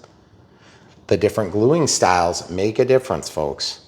So now if you want this to stay and you're in a hurry, watch this. In, out, in, out, in, and leave it. Okay? It's going to be better, because what you want to do is get that chemical reactivity in the air and it'll cook off. That is a pretty beautiful plane. Sweet. Mm-hmm. Decals definitely leave a little something to be desired right here. I'm going to just take my middle finger and my recently trimmed fingernail, and I'm going to just go into the low point to press those, because it's quite ugly. Anywhere I can see a panel line, that helps quite a bit. Now, there are other things you could do than using a recently trimmed fingernail, like potentially using a tool, something like maybe a nut driver.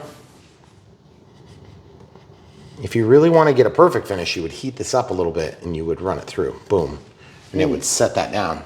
That looks a lot better, doesn't it? Because now, that helps. Compared to this, you could also just cut it. You could also take the side of a long screwdriver. You could see if you could press that in there to see really even displacement. Well, that worked pretty good. You're just stretching that vinyl out. See if you can get better penetration down to that joint. Okay, same thing here. Again, we don't really care about these. They aren't noticeable, but right here it's pretty noticeable. Looks pretty bad. So as you can see, now I'm going to try another tool. I'll try a flat screwdriver. Flat screwdriver, almost the same shaft size. It's kind of working. Walk this forward, see if we can get that to look good. Yeah, not worried about the aerodynamics at all here. We're just worried about the ugly factor. Yeah, it's probably better. I don't know if it was worth messing with. But as you can see, really beautiful plane. So now what's next is what we like to call the radio setup part of the video. And that is, of course, where we set up our radio system. Now, obviously this thing has, this comes as a plug and play. So what you see is what you would get at this point, including the prop. You don't get the battery. And so of course you have to provide your own battery and radio system. And so if you aren't sure, of course you would get these as well. And then the extra screws and stuff. We'll probably put the drop tanks on this plane because I think it looks iconic on this F4U Corsair. And they're really cool. We might fly one flight without any of it, but I do like the way it looks with the drop tanks on this. So we're probably gonna lean that direction. Now also, real quick, just to look, looks like all our batteries are charged. So we can go ahead and take these off. I wasn't trying to demonstrate how fast these can charge. A few of them were already charged, but 2700 4S is as close as what we can get to an exact match to what they call for. 4000 being the bigger size. I think we're probably gonna be okay with any of those. The reason we talk about batteries now is because this is the time where we're gonna have to start thinking about what battery we're gonna use to energize the system so that we can actually like set it up, okay? So my tape hasn't failed yet, that's twice, so we're doing good. When you look inside of a canopy like this, you're looking at like a giant wire nest, okay? Yes. A rat's nest rather. And so it's kind of challenging because where do you start exactly? And it brings me back to what I was telling my wife about eating elephants and stuff. How do you eat an elephant? One bite at a time. That's right. So you just kind of get in there and just start working on it a little bit at a time. Eventually you're gonna realize you have a pretty good grip on what you need to do. So it's like every once in a while, I had somebody call me today, needed some help on a plane. A friend of ours, who's a pilot, full-scale pilot, commercial airliners, which is pretty cool. And he needs some help on a Vortex, on an Arrows product. A Vector. Vector, sorry, not Vortex. That's another. We did a car that was a Vortex, didn't we? Yeah, something like that. Okay, so you'll see we've got throttle, elevator, rudder, aileron, and flaps. And then everything else is landed from this big board. And guess what? Then we have to land these two things, which are coming from the left and the right wing. I don't know which one's which, so we're just gonna throw caution to the wind and hope they're gonna be correct. So there's one this side. How do you know what direction to plug those in? I don't know. You just do it and you hope it's right. And if it's not right, then you go redo it later. Okay, so once that's plugged into the breakout board there, some people call that a breakout board, I'm gonna tuck some of these cables into this cavity with the exception of, what do we have here? Oh, that's the gear. I say there's gear hiding down there. So it's a gear sequencer. So what does a gear sequencer do? It's going to control the sequence of events that is gonna have to do with the gear door, usually. Sometimes there's lighting effects that turn on, just depends. But since these come as a plug and fly, we like to show them the way they come out of the box. Now, there may be people that wanna modify things. There's people that are gonna wanna do all sorts of crazy stuff. I hate the fact that that ESC is loose. Why do we have loose ESCs? Oh my gosh, are you kidding me? Is the battery's supposed to going go there? Are you freaking kidding me? That is the most ridiculous thing I've ever seen. Okay, so like, are we supposed to put the battery right next to the ESC? Well, it doesn't That seem. is so dumb, but that's where it goes. Okay, well, that's strike one. But anyway, what I'm gonna do is I'm gonna get back to this. Whoa, anyway. I'm gonna get this stuff down there. I'm gonna put this thing right there, and look at that, we have a nice little bundle. That all has to go to the receiver. So I'm gonna pull some back on the throttle, get that back to where it's about even, because remember, the shortest wire is what sets the length. And then the gear, we can pull that back just a little bit. Look at that. Cable management 101, baby, right there. Camera crew is gonna hold these wires. I'm gonna grab a zip tie out of the garbage can. Yep, that's right. Out of the actual garbage can, because we just cut them off. Where the heck did we put them, hun? Yes, it is a perfect zip tie. Yes, it's perfect. It's the one that was on there. You guys saw it first on Brian Phillips RC. So cheap, I won't even throw away a zip tie. Brace the head, push the tail through, you got a zip tie. Oh man, I'm so glad that you saved that. That's like, put that 1/100th of a cent in the bank. We're gonna feed the kids this month. Okay, so all joking aside, as you can see, that gets us where we need to be, with the exception of just a little bit more cable management, just to get all the lengths where we want them. Look how nice that is, guys. That is beautiful. Okay, now, also, we've got this big chunk here. We're gonna stuff it in the hole. Stuff it in the hole, stuff it in the hole, and then it's actually not too bad. That cable management was way easier and way cheaper than I thought it was gonna be. So what I need to do now is basically figure out which receiver we're gonna use, and we also need to figure out how we're gonna manage the battery, because normally what we use is shelf liner. And shelf liner, I take and Whatever Velcro they provide, I pull that Velcro strip out and then I put shelf liner on, okay? And you're thinking to yourself, yeah, why do you put shelf liner on your Velcro, Brian? Why don't you just put Velcro on your battery? Well, that's because I got a lot of batteries. And I got a lot of planes, and I don't like doing this. And I don't like the way it works. And some of you guys are gonna think, just put Velcro on your batteries, it's not that big a deal. Okay, fine, you can do that. I'm gonna do this, except on this plane, this won't work. Okay, because that is a friction-based job, and it will work only if you have a strap that then holds it in, and then that stops it from sliding, okay? Velcro also does that, but you have to put Velcro on the battery, and 9 times out of 10, it looks something like that, and you're like, what size is this again? What size is this again? So you have to stick it here, and then this wire's on the wrong side. Okay, dang it, well, okay, so I gotta put this on here, but then I still need to see what, oh, but I can't, oh. You see what I'm saying? It's a pain in the butt, and it always causes a problem. And then you need it on this side, on the next application, and this side, and the next thing you know, you got a giant Velcro thing. Just don't go there. That's my suggestion. So we occasionally make battery pack holders. I'll give you an example of one.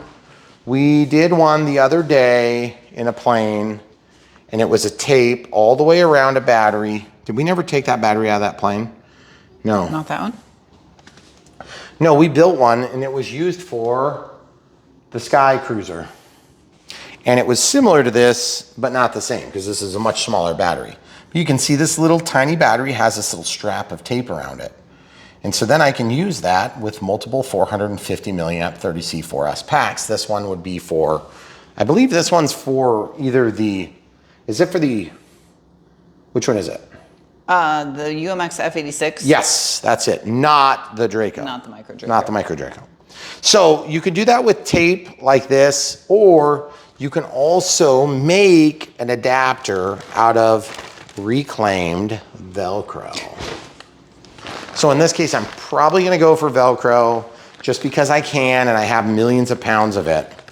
So the reason I wanna do this is because there's like, I just don't want to put it on my battery, and I don't know which battery I want to use yet. Can you just take an old strap? Is that what you're gonna do, and just put it all the way around the battery? It depends on what type of Velcro they sent, okay? So you see this, you have the hook and you have the loop, or vice versa. This stuff goes to that stuff and it holds, okay? So this is what came out of the plane, so it's the soft stuff, okay? So if I was wanting to stick this down, I'd have to do it that way. Now the other thing you can do is you can slide this through, okay? And you can make it like that, except then you have to actually hold it to the battery, right? So this has to actually be attached to that, okay? So like, let's say we want to use this, which is 2700. The 2700 would have to be held to the tray. And then look, first of all, that strap is like barely hits, okay? Okay. See my problem? And then all I would be able to do is just have this one little contact point, and that's the wrong type, because you would want the fuzzy. But then this would stick down to the battery. This would be trapped on the battery, okay? So what we could do is we could do that, and what we're gonna do is we're gonna do shelf liner. We're gonna still use shelf liner. Okay. We're gonna just do it a different way today. This is gonna give us a way to just properly holster the battery, because at the end of the day, the battery should stay put, because if the battery shifts, then it can screw up your CG, okay? But on an application like this, you know, it's already trapped up in the nose of the plane. I also have to do something with the stupid ESC too, which really annoys me. And they did not have long enough lines to get that ESC out to a proper spot. They're trying to get it ventilated well. Well, putting it next to the battery is not gonna ventilate it. Yep, exactly, because the battery can get hot. Now, sometimes if you don't like that, getting your battery all sticky, because this stickiness will go through that, you can use either a different type of shelf liner, which we are using this up, and then we're gonna switch to a different type that's solid, okay? This stuff, it's just like it's not sticky, but it stops the battery from slipping and sliding, okay? Whereas this slides, this won't slide, okay? Just works really nice, but it's gotta have a little bit of downward pressure on it. So now, we'll put this on the battery, okay? We'll slide this thing through. We could also go lengthwise, maybe. Is that long enough? Nope, not long enough. That would have been pretty sweet. Then we'll just put this in here, just like that.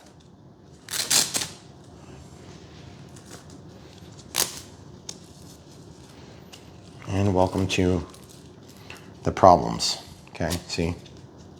So now, this becomes one with a battery, but you see it's not quite as good as we would normally like to see because we have a very small contact area, okay? So I can tighten it up just a little bit more and look what happens. As we get closer and closer, you get less and less of a bite. So this is designed for a bigger pack, okay? So we'll just put that wherever. That's still gonna give us enough to hold that thing in place. You see there's a lot of resistance to pulling out. Okay, just slip that in. Then this thing can go into the opening. Now this is 2,700 milliamp hours. We'll just slip it down until it gets in. There it is. So now it's in. Now I like to do the I'm crashing test. I'll do it over the couch this time.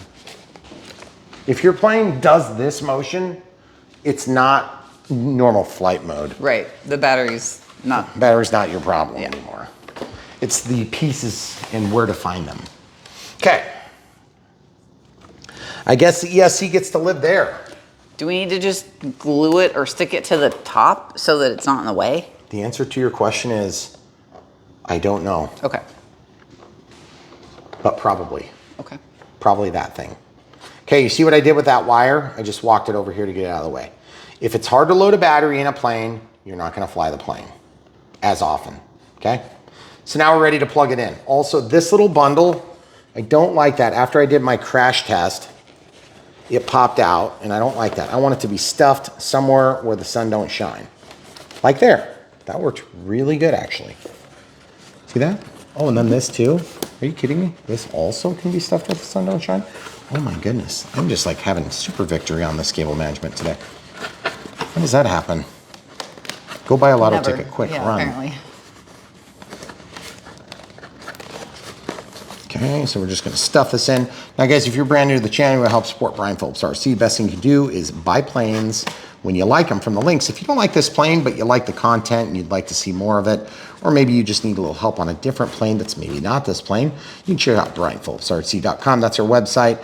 We have links to every video we've ever made, which is thousands of them. I'm not exaggerating. It is literally thousands of videos. If you have a lot of time on your hands, like you're serving a short jail sentence, then you can check out the videos while you make your toilet wine. That's what we have, this running joke about toilet wine. If you ever hear that, you'll know what we're talking about.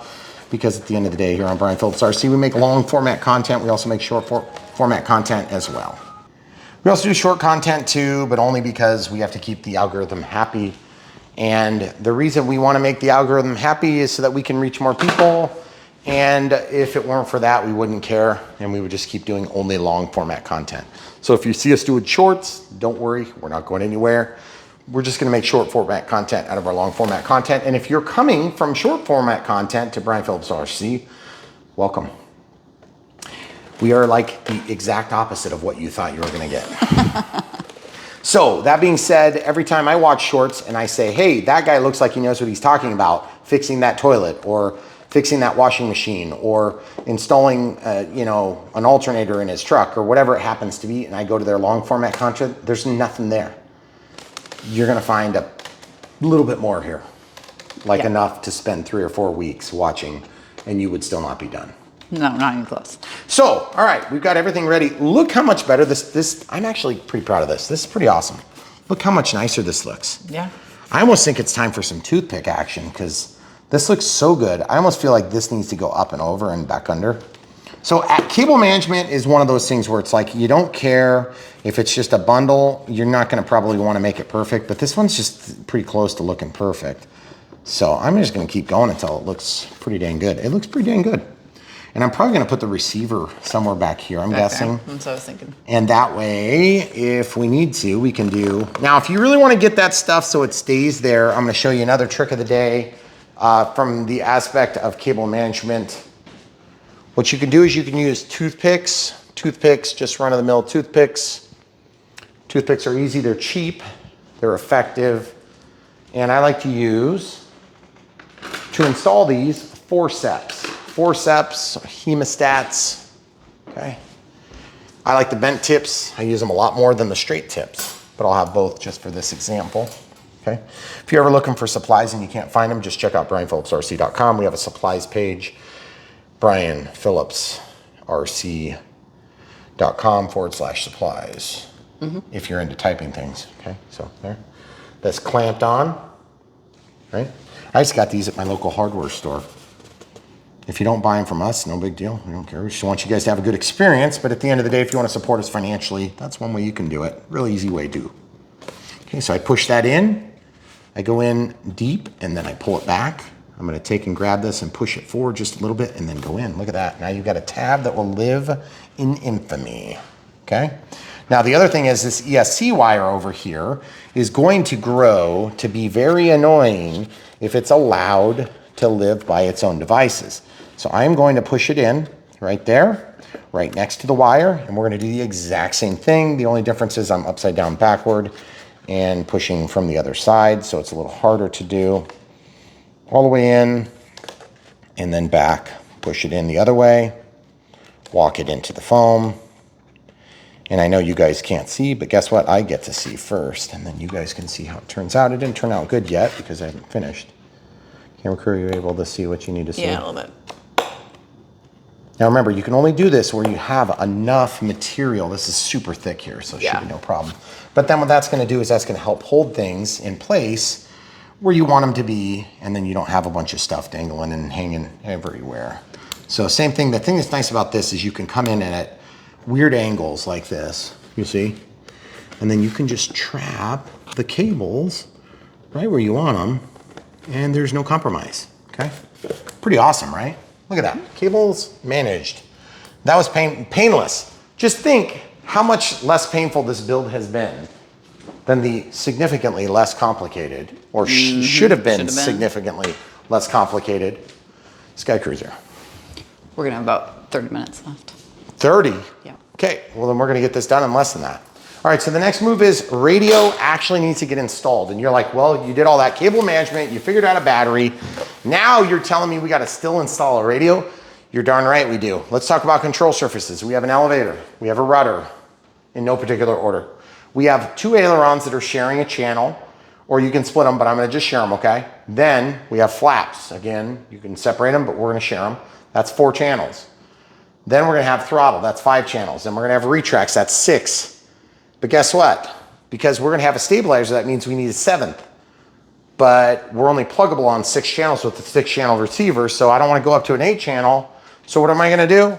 I'm gonna use either an AR637T or I'm gonna use an AR631. Now you could use a 630, which is absent the external antenna, or you could use this if you want battery voltage for telemetry. And that honestly would probably be a pretty good take on this particular type of airplane. The 637T is gonna give you battery feedback, and that telemetry of your flight pack will be very helpful. But, so as always, you get to pick what you like. If you wanna buy the recommended receiver from the links in the video description below, you'll support Brian Phillips RC and all the things we do for RC. Also keep in mind it's 630 with the antenna-less. It's actually built into the board. They claim it's got the same range. I don't know if I buy that, but for $5 more, you get the antenna. The 637 is quite a bit more. This is the T, it's the full feature. It's got a Vario on it, so it does barometric pressure. It also has more, you know, sort of spatial feedback. In terms of AS3X and safe, you can do both of them on here. Now, this is a quick side note. We are not gonna divert into a deep dive on this because this is a newly released technology, and that's gonna be AS3X Plus. AS3X Plus was just announced to be installed and available on all the new NX lineup, okay? You have to update your firmware to get it. This 10-channel receiver is now 20 channels with the firmware update. So it's not very often I say update your firmware. Now I'm saying update your firmware because guess what? That NX7E, that's got 14 channels now. That is a huge value add. NX6, I believe that now has 14 channels as well. I think so. The 8 has 20, if I remember right. So check the specs when you go to download. Just keep in mind when you order a new one of these, it might say Plus. It's the same thing with the newer firmware. Also, keep in mind, if you want to use the AS3X Plus, you have to, first of all, update the firmware twice. You update from where you are now to the next one, and then you go from V2 AS3X to V3 AS3X, which is 3.13 or 3.1.3 is what we're at right now. That's right as at the time of the release for AS3X Plus. We are eventually going to deep dive into it. This plane doesn't require deep dive, so we're probably not going to mess with it yet. They still have not talked a lot about the features, but the features are that it's supposed to feel more locked in. I have no idea what to say about that. All I know is we know this. We're going to show how to do this right now. AS3X Plus is going to also be a forward programming driven solution, which is fine. That's what we're going to be doing anyway with this. And also, if you're ordering this with a reflex, you can probably just use an AR620 without any of the AS3X at all. But you can still tap into the additional channels that are built into this, and now you can use them, which is pretty freaking awesome. Now, keep in mind, pluggable channels are different than a channel that you're gonna be using for addressing something like a gain, okay? There are 6 channels on here that are pluggable, but there's more channels that stack above that. They've been available for some time, okay? So you could use like channel 7 for your auxiliary, would there be aux 2? Aux 2 you could use for your roller knob. I always call this a right knob because it's on the right side of the transmitter, but it's actually called a roller knob. I'm just gonna keep calling it a right knob because I'm an idiot. So I'm gonna just call it the wrong thing forever. So the right knob, okay? That thing can be assigned to a channel that's not pluggable, so you maintain all the channels you need, because you need 6 channels to fly this plane and run the gear, right? Well, then the 7th channel can control on and off for your AS3X, or it could say AS3X on, off, and then safe if you want auto leveling. But then you could have an even higher channel to do something else. But at the end of the day, the reason you would need something else is if you had a gain for a second gyro, which is something you could unlock as part of AS3X Plus. Again, you're not gonna need it on this, but if you have a thrust vectoring or a canard-driven plane, you might need it, okay? So just keep in mind, there's a lot of technology that's already built into this exact very one. And by the way, this does not have that firmware in there. I would have to go through the process just like you. My suggestion is, because of the way everything is stored and recalled back and forth, just start with a virgin plane. If you have a plane that's already got it installed, a receiver that's a bind and fly, you can go back and put AS3X Plus in it. But it's gonna be a task, and you'll have to totally reset up the model, because you have to factory reset that in order to get the AS3X Plus, as opposed to just diverting back to what it had before, okay? Yep. So if you wanna fly it with AS3X Plus, you have to upgrade 2 firmwares, unless you're on a 10 channel, which is like the 10306 or something, I don't know. You have to update it and then install it or something. You don't. You can switch. If you're an old version, you can go right to the new one. That's the only one on the 10. That's the only one on the 10. We have like never used a 10 on this channel, okay? All right, so on this application, I'm leaning towards 631. Is that what you're leaning toward? Yes. Okay, if you do this, the biggest #1 advantage is that this red and black cable that plugs into this micro pH plug, that will be able to tell you your pack voltage. But full disclosure, you have to pierce these 2 lines or pull off the end, resolder it on. Maybe at that time you just say, screw it, I'll just cut this off and I'll put an EC3 onto the end here. And at the same time, I'll go ahead and parallel that in and then plug it in and I'll have pack telemetry. Nothing wrong with this, it's just not what we're gonna use today. Now, again, like I said, if you decide to go for something even simpler and you wanna do a reflex solution, a reflex V3, then there's no reason you can't put a 620 in there and you can get all the channels you need, except that you're not gonna have access to AS3X on off. And if you wanna add pack telemetry and you're using reflex, you can put an AR 8020T, which is considerably cheaper than that 637TA. TA is a bind and fly, sorry. So this will give you no stabilization. You depend on the stabilizer from the reflex V3. If you go that route, that's fine. We have done that. If you want to see it, we did it in like the Voodoo, or wait, it was a Miss America? The Miss America? One of the P51 racing. The P51 racers, yep. Yeah. All right, so without further ado, we're gonna pop this open. Now, full disclosure, when we set up radios, we set them up the way we want them to be used. We try to take advantage of the features that we believe most people will use, and we try not to do a lot of like over customized planes. Some of our competitive offerings on YouTube do a lot more. You know who you are. And if you want to do that, that's fine. And I'm not saying you shouldn't do that, try to squeeze more flyability out of planes. But when I fly a warbird, I want it to fly like a warbird, and I want it to fly exactly like a warbird. I don't want to do 3D. I don't care about that crap. I don't care if it does hammerheads, torque rolls, any of that garbage, okay? If you're into that garbage, I don't mean to take anything off of your, list of expectations, but that's not what I'm going for on this plane. Now, if you are, again, that's totally fine, but just remember, you're probably gonna be disappointed with a warbird. It's not gonna tend to fly very good with regard to 3D performance because they just aren't designed to do that. The airframes aren't. And now that we have this out of the package, you can see it's a small package. Now, if you wanna fly this and be fully legal outside of a FRIA, which is an FAA recognized identification area, basically where they know you're gonna be flying radio controlled airplanes, then you can put in a remote ID module as well. If you wanna know more about that, we have a video about it. It basically just pisses me off, so I don't wanna talk about it. All right, that being said, here we go. So we got 6 channels. How do you know where to land these wires in these holes? Good question. How do you do that? Well, the first step you're gonna do is you're gonna need to build your profile, and your profile is gonna be built on your transmitter. This antenna, of course, is right where I need it to be, not. So we're gonna turn on our transmitter. We're gonna be careful because I can't remember what's on here. Sure, fine. So it fires up. As you can see, it takes a little while when you have almost 250 models in here. There is a limit in airwear for size. So I'm gonna cancel them back. I'm gonna go add new model, and I'm gonna create an acro, okay? An acro is basically what we use for a basic plane template. Once it creates the template, then we're gonna start changing it to suit our needs for this particular airplane, okay? After we figured out the wing type and all that, it's gonna tell us where to land the cables. Anybody who's used Spectrum already knows where they go, but it's fine because this is a basic setup. It should be pretty straightforward. We just came from there. Model type, model name. Okay, so this says acro, so we're gonna pause and we're gonna type in 1400 millimeter F4U Corsair or some such thing, and we'll come back and show you what you got. All right, so we've got the FMS F4U Corsair 1.4 meter, and we'll hit back. Aircraft type, we have to set the wing so it knows what it is. 1 aileron and 1 flap, and the tail is normal.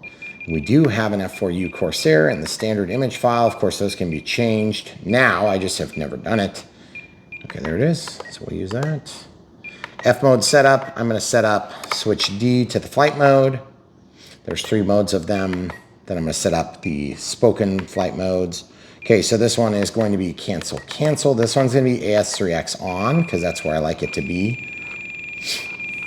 Oh boy, AS3X, so we'll scroll that in and come right back. All right, so remember this is just a label. It says AS3X on the screen. When we want it, we gotta scroll all the way down here and we'll be right back. Okay, so AS3X mode. Then we've got this one, which is gonna say off because we're gonna have a mode to turn it off in case somebody wants to borrow the controller and fly it with no stabilization. Now keep in mind, this is just a label. It's not actually setting any of the settings. The reason I show you these steps is because nobody else shows you how to do this stuff. And sometimes it makes it pretty hard to learn if you don't have anybody to get you set. Okay, so AS3X mode off. And then we'll set this one to safe for sensor assisted flight envelope. This is auto leveling. And so when we do this, again, it's just a label that's going to be displayed on the screen as you're flying. And then scroll way down again. We'll come right back when we get there. Okay, so we have safe mode. AS3X mode. Okay, good. All right, so channel sign, I like to reserve B for my flaps. So I just highlight that and inhibit that connection to aux2 because we want to save that for a more useful purpose if we need it. In this case, aux3 is already set to the roller knob, or the right knob in this case is what I like to call it. And so I'm going to leave this, I'm going to leave this inhibited. I didn't mean to keep scrolling. I never acknowledged it. And then what we're going to do is we're going to walk out. First thing we're going to do is we're going to set up throttle cut, highlight, exercise the switch, switch H. As we move the stick, you'll see it stays at -100. When we turn that back on, it comes to life. Turn it on, throttle cut's on. Call it out, get used to it. Okay. Rates and expo, I'm going to set this up to my standard configuration on switch F. It's going to be 5%. Then it's going to be 10%. Then it's gonna be 20%. This is very basic setup. It kind of gets me in the air. If I need to double, I'm gonna reduce my rates just a little bit in the top setting. Okay, so that's the most sensitive sticks. That's the median, and that's a little bit less, more muted controls, okay? So then what I do is I just copy that to all 3 of the primary flight control surfaces. Whoops, I accidentally scrolled it to E. I need it on switch F, okay? Now you're probably wondering, why do you put it all on one switch, Brian? You've got so many switches there, because I know when I'm flying, I don't want to be running around searching for switches, guessing and checking. It's just not a good thing to do. Just have a simple basic setup, get you in the air, get you flying, and get the thing to the ground. Then you can make changes as you need. Of course, you can do a lot of stuff on the fly in these modern technology receivers and transmitters, but I just want to get in the air and get back in one piece. Okay, so now we're done with that. We got throttle cut set, flap system. We're gonna set it to switch B, but we're not gonna actually activate the flaps to anything because I don't wanna overdrive them in the wrong direction. Okay, and same thing with elevator correction, but we will be setting that later. Jeez. My scrolly wheel is kind of starting to get a little dirty. You gotta sometimes clean these with alcohol and they start jumping around like that. Whoops. Timer. I'm gonna turn on the timer. It's active. Anything over 25%, it's gonna start it. That's what that 25% means there. At 1 minute, I want a voice. Whoops, voice. At 20, I want nothing. It's gonna inhibit. At 10 seconds, I want voice. At expiration, I want tone and vibrate with a tone every minute thereafter. And then we'll walk back. We should be ready to bind. So I'll just get ready to bind. Well, except actually, I'm sorry, we gotta scroll over to monitor mode. Monitor mode is gonna just help us figure out where to plug everything in, because I can see throttles on channel 1. So where's throttle? There you are. So how do we tell where they plug in? Well, this is gonna go into channel 1, not the first one, and you can see S is marked, then plus, then minus. It's silk screened with like an orange paint. Wish they would have used white paint, it would have been easier to read. Okay, then the next one would be ailerons. So aileron is here. So we're kind of out of order a little bit, but you'll notice that they're brown, red, and orange. That's the Futaba, excuse me, that's the Hextronics JR color code. This is Futaba. So black is ground, red is positive, and then signal is white. Okay, then the next thing is elevator. So we find elevator right here is elevator. So we can do the same thing, channel 3. Oops, I plugged it in backward. How do I know it was backward? Because the brown is down, okay? Then we've got rudder. Nope, that's gear, there's rudder. So here's rudder, and we want brown is down. So now I gotta do a little bit of cable management, and I'm having trouble reaching. I have to move. My plane stand is flipped the wrong direction, guys, you see this? I got the legs slid through like that, so it's having to be too far from my torso. Sorry about that delay, folks. Okay, so rudder, I need to untangle this just a little bit. My cable management I was so proud of, it's giving me problems now.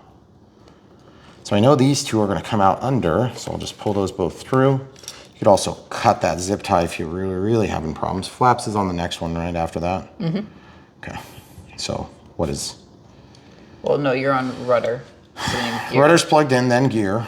Okay, so gear is gonna be with the white up and the brown, or black down in this case. Flaps is the last one. 6.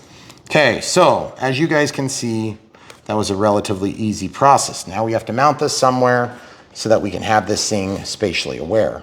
Okay, you can mount it sideways if you want. You can mount it flat if you want. You can do whatever you want. But I do kind of like sideways in this application just because these are close to square, but since that's not perfectly square, I kind of don't like that alignment. It can cause a problem or conflict. And I kind of like the fact that I can set this back here, the antenna, into this opening back here. Just kind of get that tangled into the back of the airplane so that it's just not going to be an issue with anything, okay? And then the other thing I can do is I can put all this stuff down here. It'd be kind of nice to not have all those wires in the way. So I'm going to put it right there. Now, how do I mount effectively a receiver? I want it to be mounted firmly enough, but some isolation to vibration? No, not really. I don't care about that anymore. We used to a lot. Okay, I'm just gonna put this in here with China glue, okay? So I put China glue on there. You can see that very light amber tone. So I'm just gonna spread this around into the China glue. I'm gonna let it sit there. It's gonna walk around a little bit because the resistance of the cable's there. And then I'm gonna do exactly like I did with everything else. It's contact cement. So I'm gonna just work it, work it, work it, work it, work it, work it, work it, work it, work it, work it, work it, work it, work it, work it, work it, work it, work it, work it, work it. If you guys aren't annoyed yet, trust me. I'm annoyed. Do you see what's happened? Mm-hmm. Go to the other side so they can see. You don't need, I meant like just reach your hand over. Okay, so now that that's mounted, do you guys see what happened? I didn't have to wait for the chemical reactivity. I just worked it. That's the other way that you can get away with activating that contact cement, okay? It's a little aggressive, but it does work well when you need to get something to stick. Now, I'm not gonna say that that's the best way either, but it's definitely a way. If you need to pin it in place while the stuff sets up, that's fine, but we're gonna be flying in probably a few minutes if our battery doesn't die. So, we can bind now. You notice there's no prop on here. I don't need to worry about my safety. Throttle cut is on. Click, scroll down to bind. Be prepared. It's probably going to time out on me like it always does, but I'm gonna try, just like I always do. Plug it in, press the bind button. I'm leveling the plane just to be safe, and the bind cancels every stinking time. 100% of the time, it always misses because I take just too long. Okay, we got lights on, look really good. Not very bright, but they're definitely looking good. I hope these are bright. Oh, they're pretty bright when you get to the right angle. Nice. When you get to the right angle, they're really bright. That's awesome. Okay, great. So we have not messed with any of the functions of anything. So throttle cuts on. The first thing I'm gonna do is verify that's working. It's working. Throttle cuts off. Prop is spinning, and you wanna see it spinning counterclockwise. Holding this.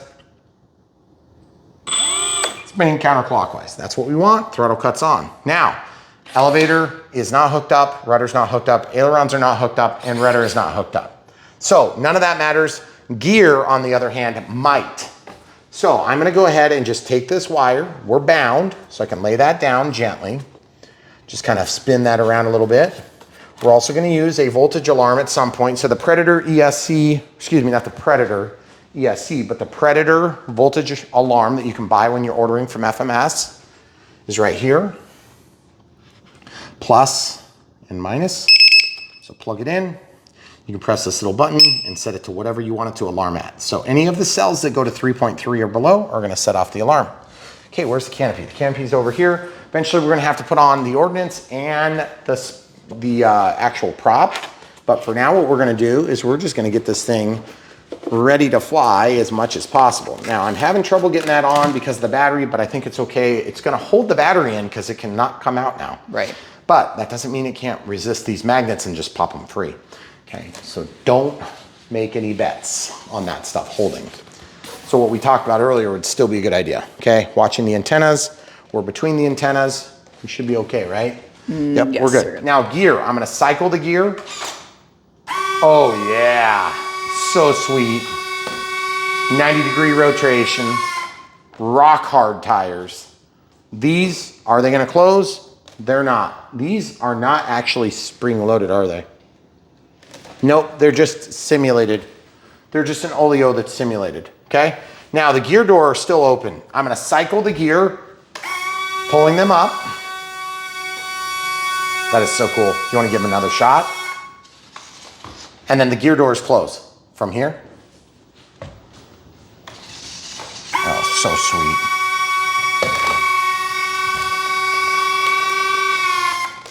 Okay, so as you can see, and then we have a steerable tail wheel. Okay, so closing the gear now, we'll get it back on the plane stand, but we have to now, we can see that our ailerons have come to life and they're where they need to be. So now all we need to do is start working our way through the surfaces. But admittedly, because there's nothing to mesh this up with, to make sure we're square, we have to kind of use the end of the surface, okay? So the way this works is you have an O-ring here, or not an O-ring, but like a fuel tube. And this is gonna spin, and what you wanna do is you wanna get this out to where this is neutral and flat with the wing. So I'm kind of coming out to the end and I'm lining that up. Show them please once. See how that's lined up? So that's gonna leave a lot of room there. I'm just kind of wondering for a second here. No, we definitely made the right call, I think.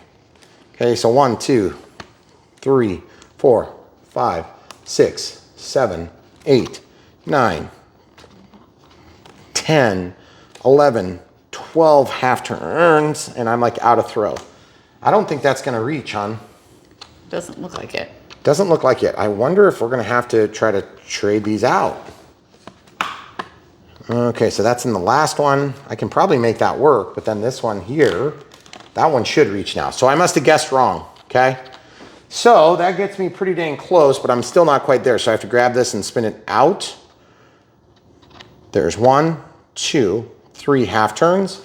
And then show the people at home. See, I put that in there, but I didn't snap it. Show the people at home. Is that level? Here, I'll tip the plane. Is that level with the surface? That's pretty good. You guys see? Just, yeah, it looks pretty dang good. Okay, so we're gonna call it good. And if it's not good, we'll find out when the plane veers or spins. Oh, I hate those ones. Really easy to screw up.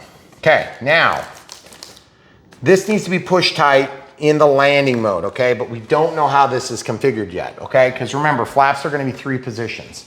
I wanna make sure I'm not gonna overdrive, I'm not gonna damage anything. Okay, so let's get the other aileron. No, let's do flaps first. Okay. Click. What the heck? You guys see what's going on? My scrolly's getting dirty, guys. I need to clean that. We're gonna pause, we'll come back. All right, so sorry about the interruption. I've been needing to do this for a couple of weeks, and when you notice your scrolly wheel start skipping beats and just kind of being generally weird, usually what you can do is just take a Q-tip and a paper towel, and I'm just gonna show you what my paper towel looks like when I'm done. It's hard to see, but there's oil and stuff on there. You should have seen the Q-tip. I threw it away before. I was like, dang it, I should have saved that. I put this on the Q-tip, and then I wipe it on here, and then I scroll it, and I just do that repeatedly, both directions. And I usually, if I have it on, I'll go all the way to one end, and I'll work it. I wanna clean that sensor on the back too. Then I dry it, roll it, dry it, roll it, dry it, roll it. Remember, you're not trying to press the button, you're just trying to get alcohol in, and then go over it a bunch of times until it's dry. And then when it's dry, you'll find that it's 90% better, or better than 90% better. Okay, off camera, full disclosure, I did what we did here to this side, and I did one of the 2 elevators. We'll come back and show full circle, but we were just trying to get a charge on our camera too. And I did have to use my needle nose pliers to hang on to that one back there, which we'll show, okay? So we were getting ready to do flap setup, so I'm gonna scroll back over. I'm gonna go down to flap system, click. Now we have to set something to each of these variables, okay? So I'm gonna set them to like 100, and you can see they're walking forward. So I actually want this to be minus 100, because that's gonna collapse the flaps. It's gonna put them into normal flight mode. So you see how that pushed backward? So we can actually use this one that can help us understand. And I did stick this in the wrong way. This needs to actually go the other way. How do we know? Show the people, see how it's off to the side. This needs to be in the other hole. Now, I don't know which hole this needs to be in yet. They don't tell us in the manual because it's an old style manual. A lot of this stuff they go over in all the manuals in more exhaustive detail. So I'm gonna go down to the lower hole. Remember, we switched these sets. I'm gonna go to the lowest hole actually and see if I can reach good. And I should have enough to be able to unscrew that, okay? That's gonna move the flaps less though. So we'll see how this goes. I'm actually pulling it off now, and I'm gonna run this in as far as possible. I'll do this so you can see, 5, 6, 7, 8, 9, 10, 11, 12. Looks like they probably should have sent us 4 of those. It's just weird because I have this one out pretty far, but I still have purchase. But then this one's gonna have to be driven in. Well, the problem is on this one, it just felt like I wasn't gonna get to where I needed to be. But as you can see, I can actually get that there. So what that tells me is we probably were right. Our initial instincts were correct because I need this to be in there, okay? So sometimes you're right, sometimes you're wrong. This time I was wrong. So I'm gonna show you how to correct that. You slide this back. If you realize you were wrong, you just pop this off. It's really not a big deal, but I just wanna show you how to remedy the situation, because every time you do something in RC, you're gonna find out you learn a little bit more about how to do the job, okay? So all the way in the outside hole, lay that back down, and then I'm gonna come back down here and double check that I have this lined up where I want it, and I gotta come out just a couple of turns. There's 1, 2, 3-ish. And then all I do is I just slide this back in and see if we have alignment, and we are close, really close. I think I need to go back in half a turn. So we just index by half turns, and you want them to be square so that they are perpendicular to the opening, okay? I don't want to snap that until I'm ready. Give them a shot of that so they can see we're nice and level. And remember, you can't depend on this because it's tapered, so you have to kind of look at the seam, okay? So does that look good to you? Mm-hmm. Okay, so that's back on. And then this one here, now we should be able to achieve what we need. And remembering we got to start from this side and rotate it in, okay? You see, we're still going to have a trouble. We're still going to have a hard time doing this. So sometimes it's a little easier if you can grab on the flat part. See how this has got all those teeth? Go to the flat part, hang on to it tight, slide that back, and then you can just work this in really fast, okay? The other thing too is if you ever have to go a long ways, you can put them in a chuck and a drill and do it that way too. But just remember, these fingers will break if you're not careful. And that's why I'm not crazy about it when they make us do a lot of turns on these, because it is just one more thing you can screw up as the end user, okay? So in you go, and then I got to turn just a little bit further. Now remember, there's nobody saying you have to be at 100%. That is all the way in. I'm in the normal flight mode. This will be takeoff. This will be landing. So I got to set this to a value that'd be closer to plus 100. Now we haven't overdriven these servos, and Spectrum stops short. So you can go plus 150 plus and then minus 150 to get more sweep. Okay, so you can get usually about a third more out of a servo when you're using a Spectrum radio system. Okay, so in the normal flight mode, this is going to push it all the way back, and it looks like we're going to be about right. Really dang close. I'm going to take this out about one turn. There's one turn. Excuse me, that was half. Is that going in? That's going out, right? Yeah. And that's going to push that into the home position, the normal flight mode. And just double check and feel, and then look back at the seam. And just make sure you line up with your aileron, okay? So that's why we started with the aileron. Now we're going to snap that in. Take off flaps.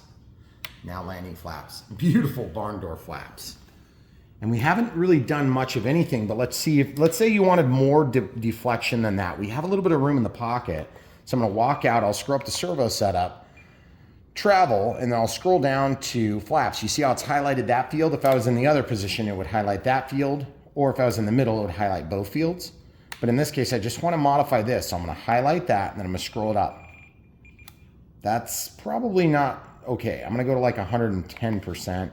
And to be honest, I don't think we need that. It's not gonna gain us that much. I feel like it's just gonna screw things up. So I'm gonna actually leave it at 100%. So that's pretty cool. Now, with that being set and this being set, we can mimic that over there, and I won't bore you with the details. So we'll come back over here and we'll probably do this quick while we're on camera, because we gotta charge so we can fly this thing, right, camera crew? Mm-hmm. So as you can see, the elevator over here is hooked up. Elevator up, elevator down, so that's backwards. So I'm gonna click, I'm gonna go to servo setup, I'm gonna go to travel, highlight, and then scroll over to reverse. I'm gonna go to elevator and reverse it. So elevator up, elevator down, good. So now if you guys look at this, I had to screw that in forever to use up all these threads to get this to line up and then give them a shot from the side. So what I'm gonna do is I'm gonna do that right now with you guys live and in charge. You guys see this? I'm hanging on to this by the end. Now I'm just gonna screw this in. If you twist this like that, you'll break it. So you have to, sometimes you have to very, very reluctantly slide this off, let that go past, and then you have to be super careful, and that's a pain. So what I like to do is sometimes you have to take this, you have to bite it from this angle and just pull it away so you can get your fingers in there, and then you're just gonna go to town. But you see, every time I twist that, I'm likely to break it. And what happens is, you'll break this little head off. Can you even see that little head? That little head will break off. I like to call that the ding head, the dingbat head, because it kinda, that's the way it looks. So I'm gonna push that in, there it is, okay? So there it is. We're just gonna keep spinning this, and I am holding tight with this hand. You guys see the white on my fingers?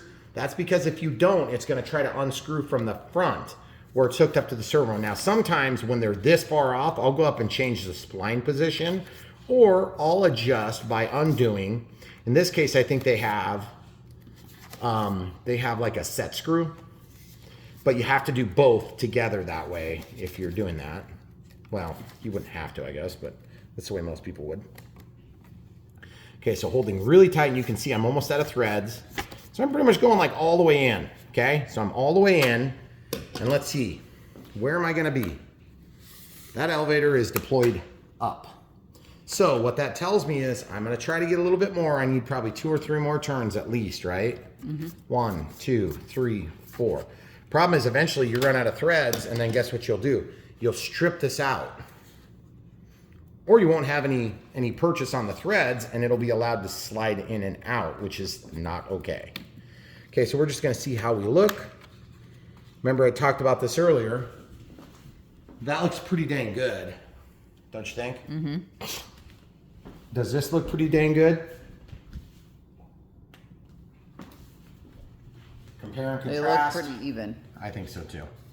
Okay, so I'm gonna turn this so that's square, and then I'm gonna turn it back just a little bit because it didn't quite square. See how it's not wanting to square for me? It just overturns. I'm gonna grab this hard. I'm gonna give it a half twist. Okay, then I'm gonna put this into the outermost hole. And I'm gonna try to snap that in. There it is. Okay, so I've got it. It's not in. There it is. Now it's snapped. But you see how it's fighting me a little bit? Gosh, that's so frustrating. Turn back. Okay, well, we're gonna leave it. Okay, don't put that all the way out. If you put that all the way out, you can actually cause that to bind your elevator. Elevator up, elevator down. Now, if that's not enough throw, you'll go down one hole, then you'll have more output, and down one more if you need even more, and down all the way if you need the maximum throw. Alternatively, you can go inside and change the whole position on the spline, but we're not gonna do that. So, what we've got now is we have all the surfaces are physically hooked up except for one flap. We're gonna pause, and I'll do that off camera for a minute. All right, so we have the flaps hooked up on both sides, and we have the ailerons hooked up on both sides. I did notice that this flap servo was pressing into the bottom of my control horn while I was testing the other one. Full disclosure, don't do that because this one is pretty hot now and it makes me nervous. This one is not hot. You can feel big difference in temperature. So my concern is if I overheated it and damaged something, that would be a bummer, okay? Feel it? So I'm gonna put it in the middle so it's neutral right now while we're between steps. Now, obviously the flap system needs to be finished. And so what we wanna do is normally we have an elevator correction. I'm gonna exaggerate. Okay, so for takeoff flaps, you see how it's going down? That's what we want. So I'm gonna go down for takeoff flaps, let's say 6, whoops, and let's say 10 for landing flaps. You know what? We're gonna go a little bit more. Let's go 14 and let's go 8, okay? And then the other thing on this plane you wanna watch for is that the collapse position from here, you can see compared to the aileron in its neutral position is gonna be your alignment point, okay? And then also you wanna make sure that this actually gets fully deployed and then fully retracted, okay? So that's something you can keep an eye on. And I think mine is just being a little bit slow because of the nature of being overheated practically. So I'm gonna leave it in the takeoff flap setting. That being said, we can also test ailerons now, but it's a lot easier to test that when we also have to do the rudder. The rudder is still currently not disconnected, or it's not connected. Okay, so I'm gonna grab it by the inboard portion, real easy to grab here. We'll set it down, make sure we're not gonna hit anything, which we're not. Now, the elevator goes up, elevator goes down, rolls to the left, except it doesn't. Click, go to servo setup, travel, reverse, ailerons, roll left, roll right, elevator up, elevator down. Also, I'm thinking, is it just in my head or does it look like that's not level? Really? Why does this not look level? That looks more level than that. Okay, so that makes me nervous. Now rudder, let's talk about rudder. If I want to yaw left, that's backward. So servo setup, travel, reverse, rudder, okay. That's gonna roll left, that's gonna roll right, or not roll left, yaw left. So this we want, oh man, this is one of those that's really hard to start. 1, 2 turns. Okay, there's 3, there's 4. That's getting pretty dang close. So I need to back it off because it's vertical this time. And you see how that pin went off to the side. I want to try to release that, pop it through, but you see I'm pushing it over right now. So that's not correct. So I got to go in a little bit further. There's 1, 2 turns. We'll see how we look. That looks pretty dang good. Okay, then snap this down. I'm gonna use my fingernails and fingers to just make sure that that head lines up. When the clevises open up like this, that is not good. When they go like this, that's bad. You want them to be square, and these ones, multiple of them are like that. That is not a good thing. You wanna know why? It makes it impossible to snap that in there. It makes it hard to snap it, but it's not that. It's the fact that it would break easily. And it's also, so what I'm gonna do is, I'm gonna grab a flat bladed screwdriver. If you guys don't know how to do this is pretty simple stuff. I'm just gonna take my flat bladed screwdriver. I'm gonna push this in the center. That's gonna force it to square as we snap it. And you can see then it snaps, but then it wants to undo as well. Okay, you see that? Look how easy that unsnaps. Yeah. Unacceptable. Quality control, fail. That's why you watch Brian Phillips RC. We're gonna show you, even though we like FMS, FMS makes mistakes too, okay? So how do you fix it? You get in there and you bend it back. So I'm gonna use needle nose pliers. If it's really bad, you'll have to heat it. You could heat these, and then you can grab this plastic. I'm gonna just try bending it a little bit, just a little bit, and then just a little bit, and just a little bit. I'm just gonna overbend. And then hopefully at the end of the day, we'll have enough overbent that it'll still do this. Now, that's a scary problem to have because I don't know that I can trust that staying clipped. What do you think? I don't know either. Even with the little Even with the fuel rubber. tube. So I see like it's trying to come undone. Well, I guess for that one, it's gonna be out on the end. Fortunately, it's not gonna be a huge issue because it's a rudder. If a rudder is not working, you can still usually fly a plane pretty good, but it's gonna be an issue if it breaks, okay?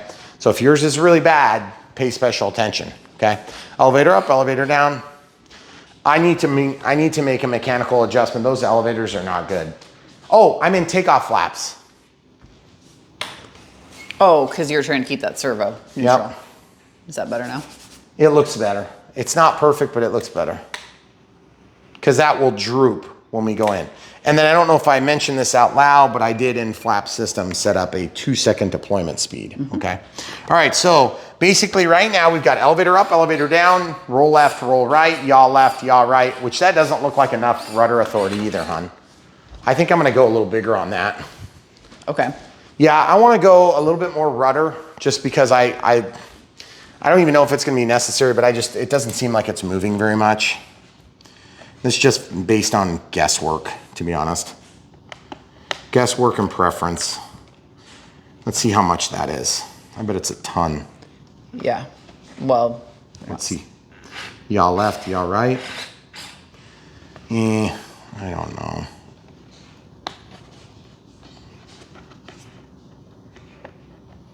It's just, I can't tell if that's gonna be a problem. I feel like I almost need to heat it up and try to flatten that thing.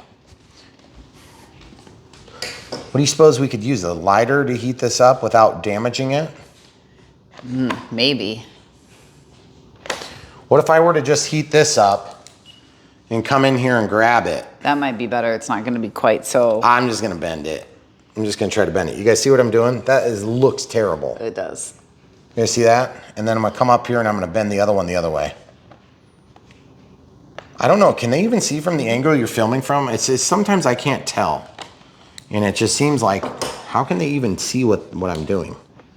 Okay, so I'm gonna go into let's go to the second hole. We're still aligned good enough. Okay, fine. That snapped that time. Seemed better. That actually feels a lot better, but there it goes, it unsnapped, like almost instantly. I guess we'll find out if it's not gonna hold, if it's not viable.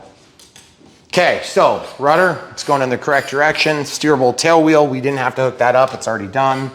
We've got the correct movement, roll left, roll right, up, down.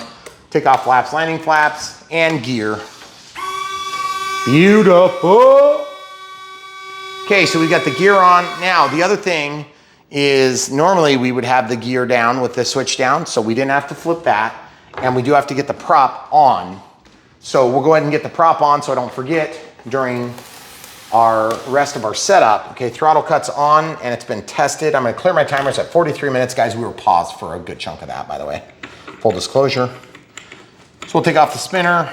The spinner's pretty easy to take off when you've got something to hold on to. The problem is once you get this on, you need that to line up. So I'm gonna go ahead and get that octagonal shape so I have a flat on the top.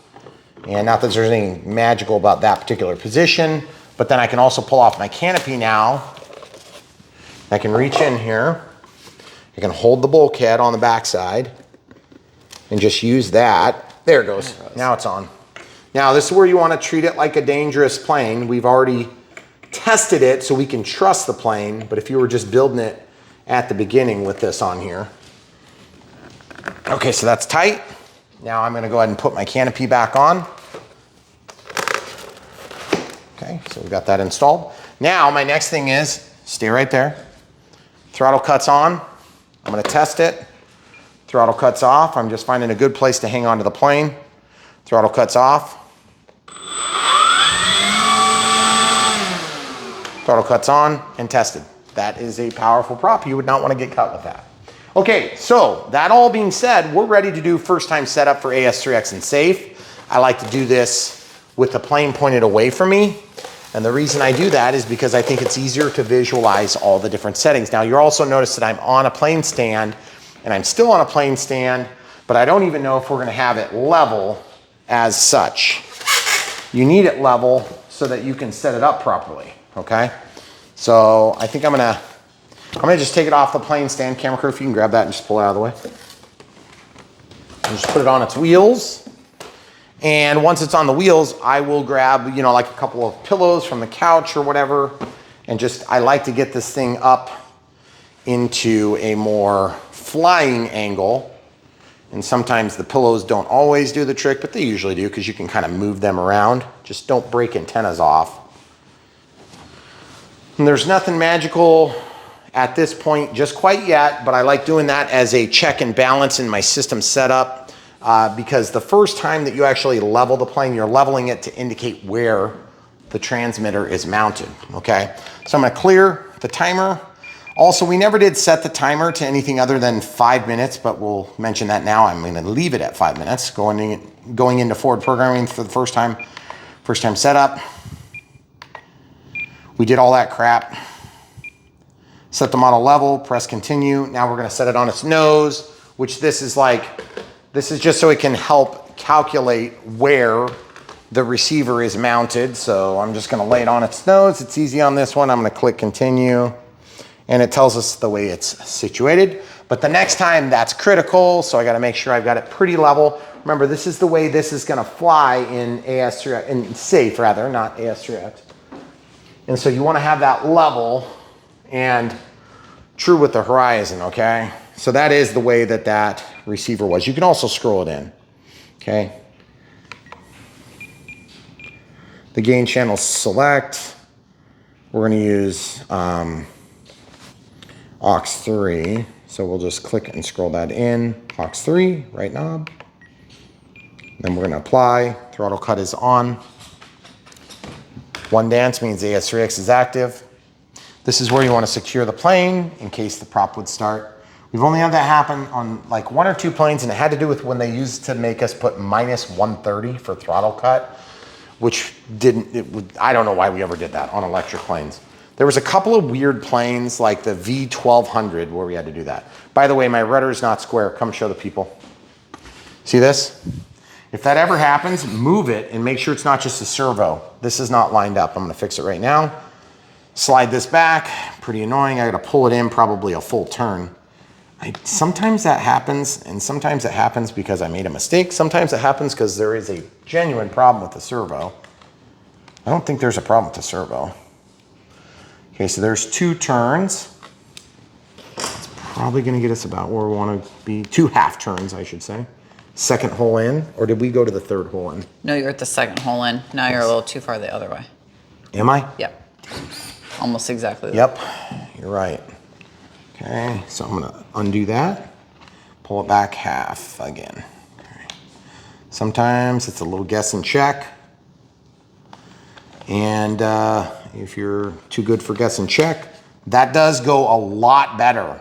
You see that since it's got that angle down? Down. It's almost like it was designed that way, but I'm pretty sure it's not. That was just luck of the draw, guys. I'll take it though, because that's a lot better. All right, continue with the forward programming. So it's rebooted, so you just click to acknowledge that it rebooted. Forward programming, go to gyro settings, AS3X settings. This is where I like to turn this up for testing, okay? Flight mode setup, we've already kind of configured the flight modes, but now we need to tell it what switch it's attached to. It's on D, okay? So we can either scroll that in now to aux1, but what? That's flaps. But that's flaps, yeah. So really what I wanna do is like use, hold on. You can't go back in this menu, I hate that. So I'm gonna set it to, we're using gear. So I'm gonna go to channel 7 is not used, is it? Yeah, 7's not used. So we'll do aux2 and the input will be switch D. But you can also change this, instead of D, you can change that to flight mode. Can you do that? Should have been before the A, but that. Nope, it's not. It's because you just set the D here. That would be flight mode if you had already made the assignment. Now, if you guys don't know what I'm talking about, we already have it working, but I never assigned my flight mode to switch D, which we can do. I'm gonna walk out of forward programming. If you wanna do this, you can. It's really kind of your choice. System setup, disconnect RF, it does the same function. Channel assign. See this, how it says aux1 is blocked out, aux2 is D. Instead of setting it to D, you can set it to flight mode, which is all the way over to, there it is, flight mode, okay? So now it's like flight mode is flight mode, not necessarily D, but in our case, D happens to be controlling flight mode. See that? So now I can go back into forward programming. Okay, anytime you make a change to your switches, you gotta switch it in here, gyro settings, F mode setup, FM channel. See how it says F mode, aux2? It's not aux2 anymore. Now, it's actually flight mode. Well, that's weird. Yeah, which is still aux2. Yeah, it is still aux2, that's right. Yeah, that makes sense. It's just not D. It just happens to not be attached. So, like I said, we're doing the same thing. We're doing it through two different functions. So the way I think of it is, I don't want to over confuse anybody that's already confused by this, but flight mode in forward programming is not necessarily the same as the flight modes that are controlled on this thing. So I say upstairs, like in the air, and I say downstairs, like on the transmitter. This is actually this is transceiver, that's a transceiver. They both transmit and receive. But this is predominantly a transmitter that is predominantly a receiver. So we speak of them like a transmitter and a receiver. Okay, so coming back. All right, so now we've got the three different modes.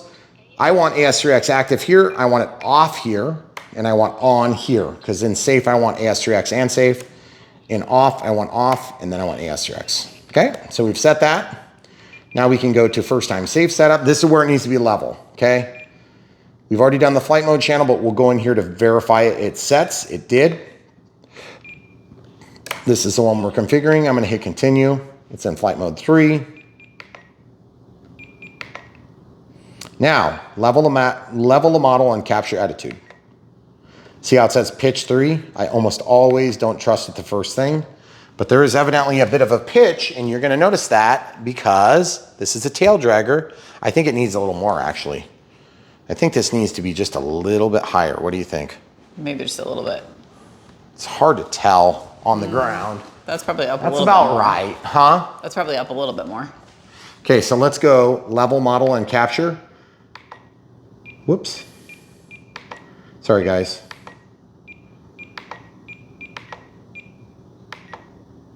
Okay, so it's 1 now. Good. Okay, so in flight mode 3, I want safe mode to be self-level with angle demand. Self-level with angle demand.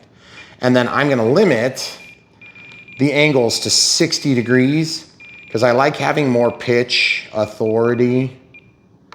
And I don't like, because I've had where I will accidentally turn that on and then I almost crash into a tree because I can't go up as quick as I think.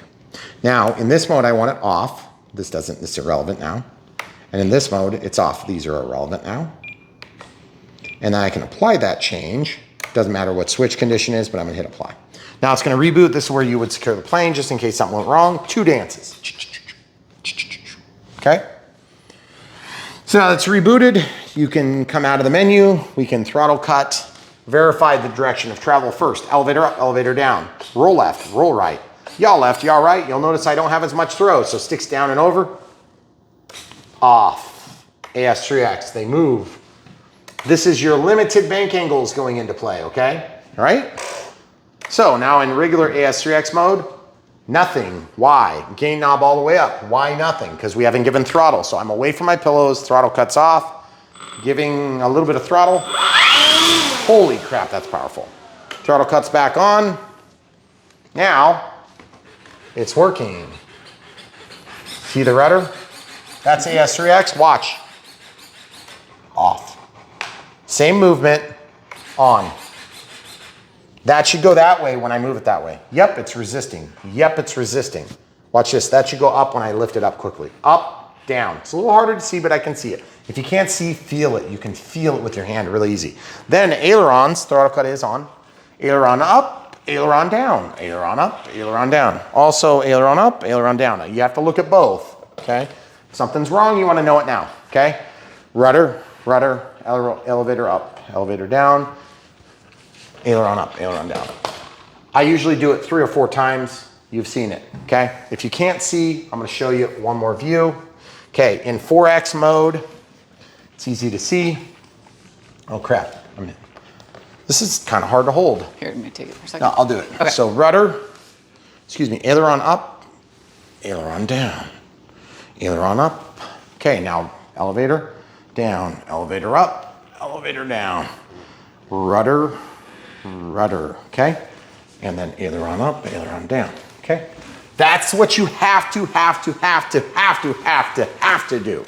Now, I'm not in safe, how do you know? Because it's not automatically leveling. If I was in safe, it would look like that, upside down. It's trying to find the quickest route to level the plane. The other way you can check is elevator. The elevator's pointed up. The elevator's pointed down. The elevator is level, okay? And when you turn it off, the AS3X shuts off. You can hear it perfectly. Now, the other thing you can do, this plane is clunky, it's hard to hold. So I'm gonna lay it back down. It's hard to hold this plane, goodness gracious. It's just kind of heavy, it's got a lot of density to it. So let's hope it flies good. It's beautiful, but it's definitely got some weight to it. Now, I gotta say, I wish we had reverse thrust because it would help us slow it down on our relatively short runway. Talking about gains, we've got the right knob or the roller knob all the way up. Listen, 50%, 0%, 50%. Now that we know that all the directions are going the right way, I'm gonna click into forward programming. I'm gonna go gyro settings, AS3X settings, and I'm gonna change this back to 1X, okay? Oh, and then gyro settings, AS3X settings, fixed adjustable gains, it's automatically set to adjustable, off, and already set to adjustable, okay? Now that gets set when you use the right knob, which is the default setting, okay? All right, so everything is working. We have elevator up, elevator down, roll left, roll right, yaw left, yaw right, takeoff flaps and landing flaps, and we have elevator correction. It's hard to see, but just take my word for it. Throttle cut is on. I'm gonna just check the temperature of these flap servos again. We're at 5% on battery. Okay, this one's feeling a little bit warm, and this one is feeling pretty cool. So I hope that my servos aren't gonna be problematic. But that being said, we gotta check CG next. CG's it's 105 to 95 or 95 to 105, whichever way you look at that. So we're gonna mark that right now. We're gonna check CG with the gear down. If our memory runs out, that'll be it for our Unbox build radio setup. We'll make sure this balances out, and then we'll go ahead and mark where the battery is, or what battery we used. 100 and what? No, 105. 95 to 105. to 105. So 95 to 105 puts us right. I'm gonna go to the low point on the wing, the middle of that goal, and the middle of that goal, that's the 95, and then 105 That's a 10 millimeter range. It's pretty normal for a plane this size. We had one the other day that was like, this is the exact center of gravity. I'm like, well, here's to hoping that that's it. So there's 1 mark, there's 2 marks, there's 3, and there's 4. Now I marked the top of the wing because I'm gonna balance this on my finger. This is a very easy thing to do. It's very important. Once you've got it right, you don't have to mess with it. Throttle cuts on. We have a 2700 4S in here. It's probably gonna be a little bit on the tail heavy, I'm guessing. I am putting my fingers in the center between the 2 holes. On the front hole, it's nose heavy. On the back hole, it's nose heavy. Okay, so that's awkward because guess what? How are you gonna do anything about that without adding weight? I don't like to use dead weight for my planes. I would rather use a smaller pack, but in this case, what I can try to do is pull it out a little bit and see if we can get that to move back just a hair. I'm guessing it won't because it's gonna get hit by the lid, and my guess would be correct because look. It's gonna push it back forward. It's gonna push it back to where it was, but we're gonna try it anyway. So guys, here on Brian Phillips RC, we leave no stone unturned so you can have the best possible RC experience with your RC planes. That's a little better. That's fine. So there you have it, guys. The 1.4 meter F4U Corsair from FMS. Check it out, links in the video description below. It looks really nice. If you haven't already seen the flight part, it's a separate video. That's gonna be our maiden flights for the F4U Corsair 1.4 meter from FMS. Hopefully we answered all your questions and we hope you guys will be back for more. If you haven't already, smash the like button, do it. It helps us with the algorithm. The long format kills us on YouTube, but you can help to overwhelm some of that by smashing the like button. Click the bell for notifications when you subscribe, and then when you do make a decision to buy, if we helped in any way, or if you want to give us a high five and a thank you, buy it from the links in the video description below. Or we have super thanks, YouTube members for monthly support, Patreon for monthly support, and PayPal for one-time donations. But at the end of the day, the best way to support Brian Phillips RC is watch videos, smash the like button, and buy stuff you can't live without, especially the stuff your wife told you not to get. Stay tuned. So much more right around the corner.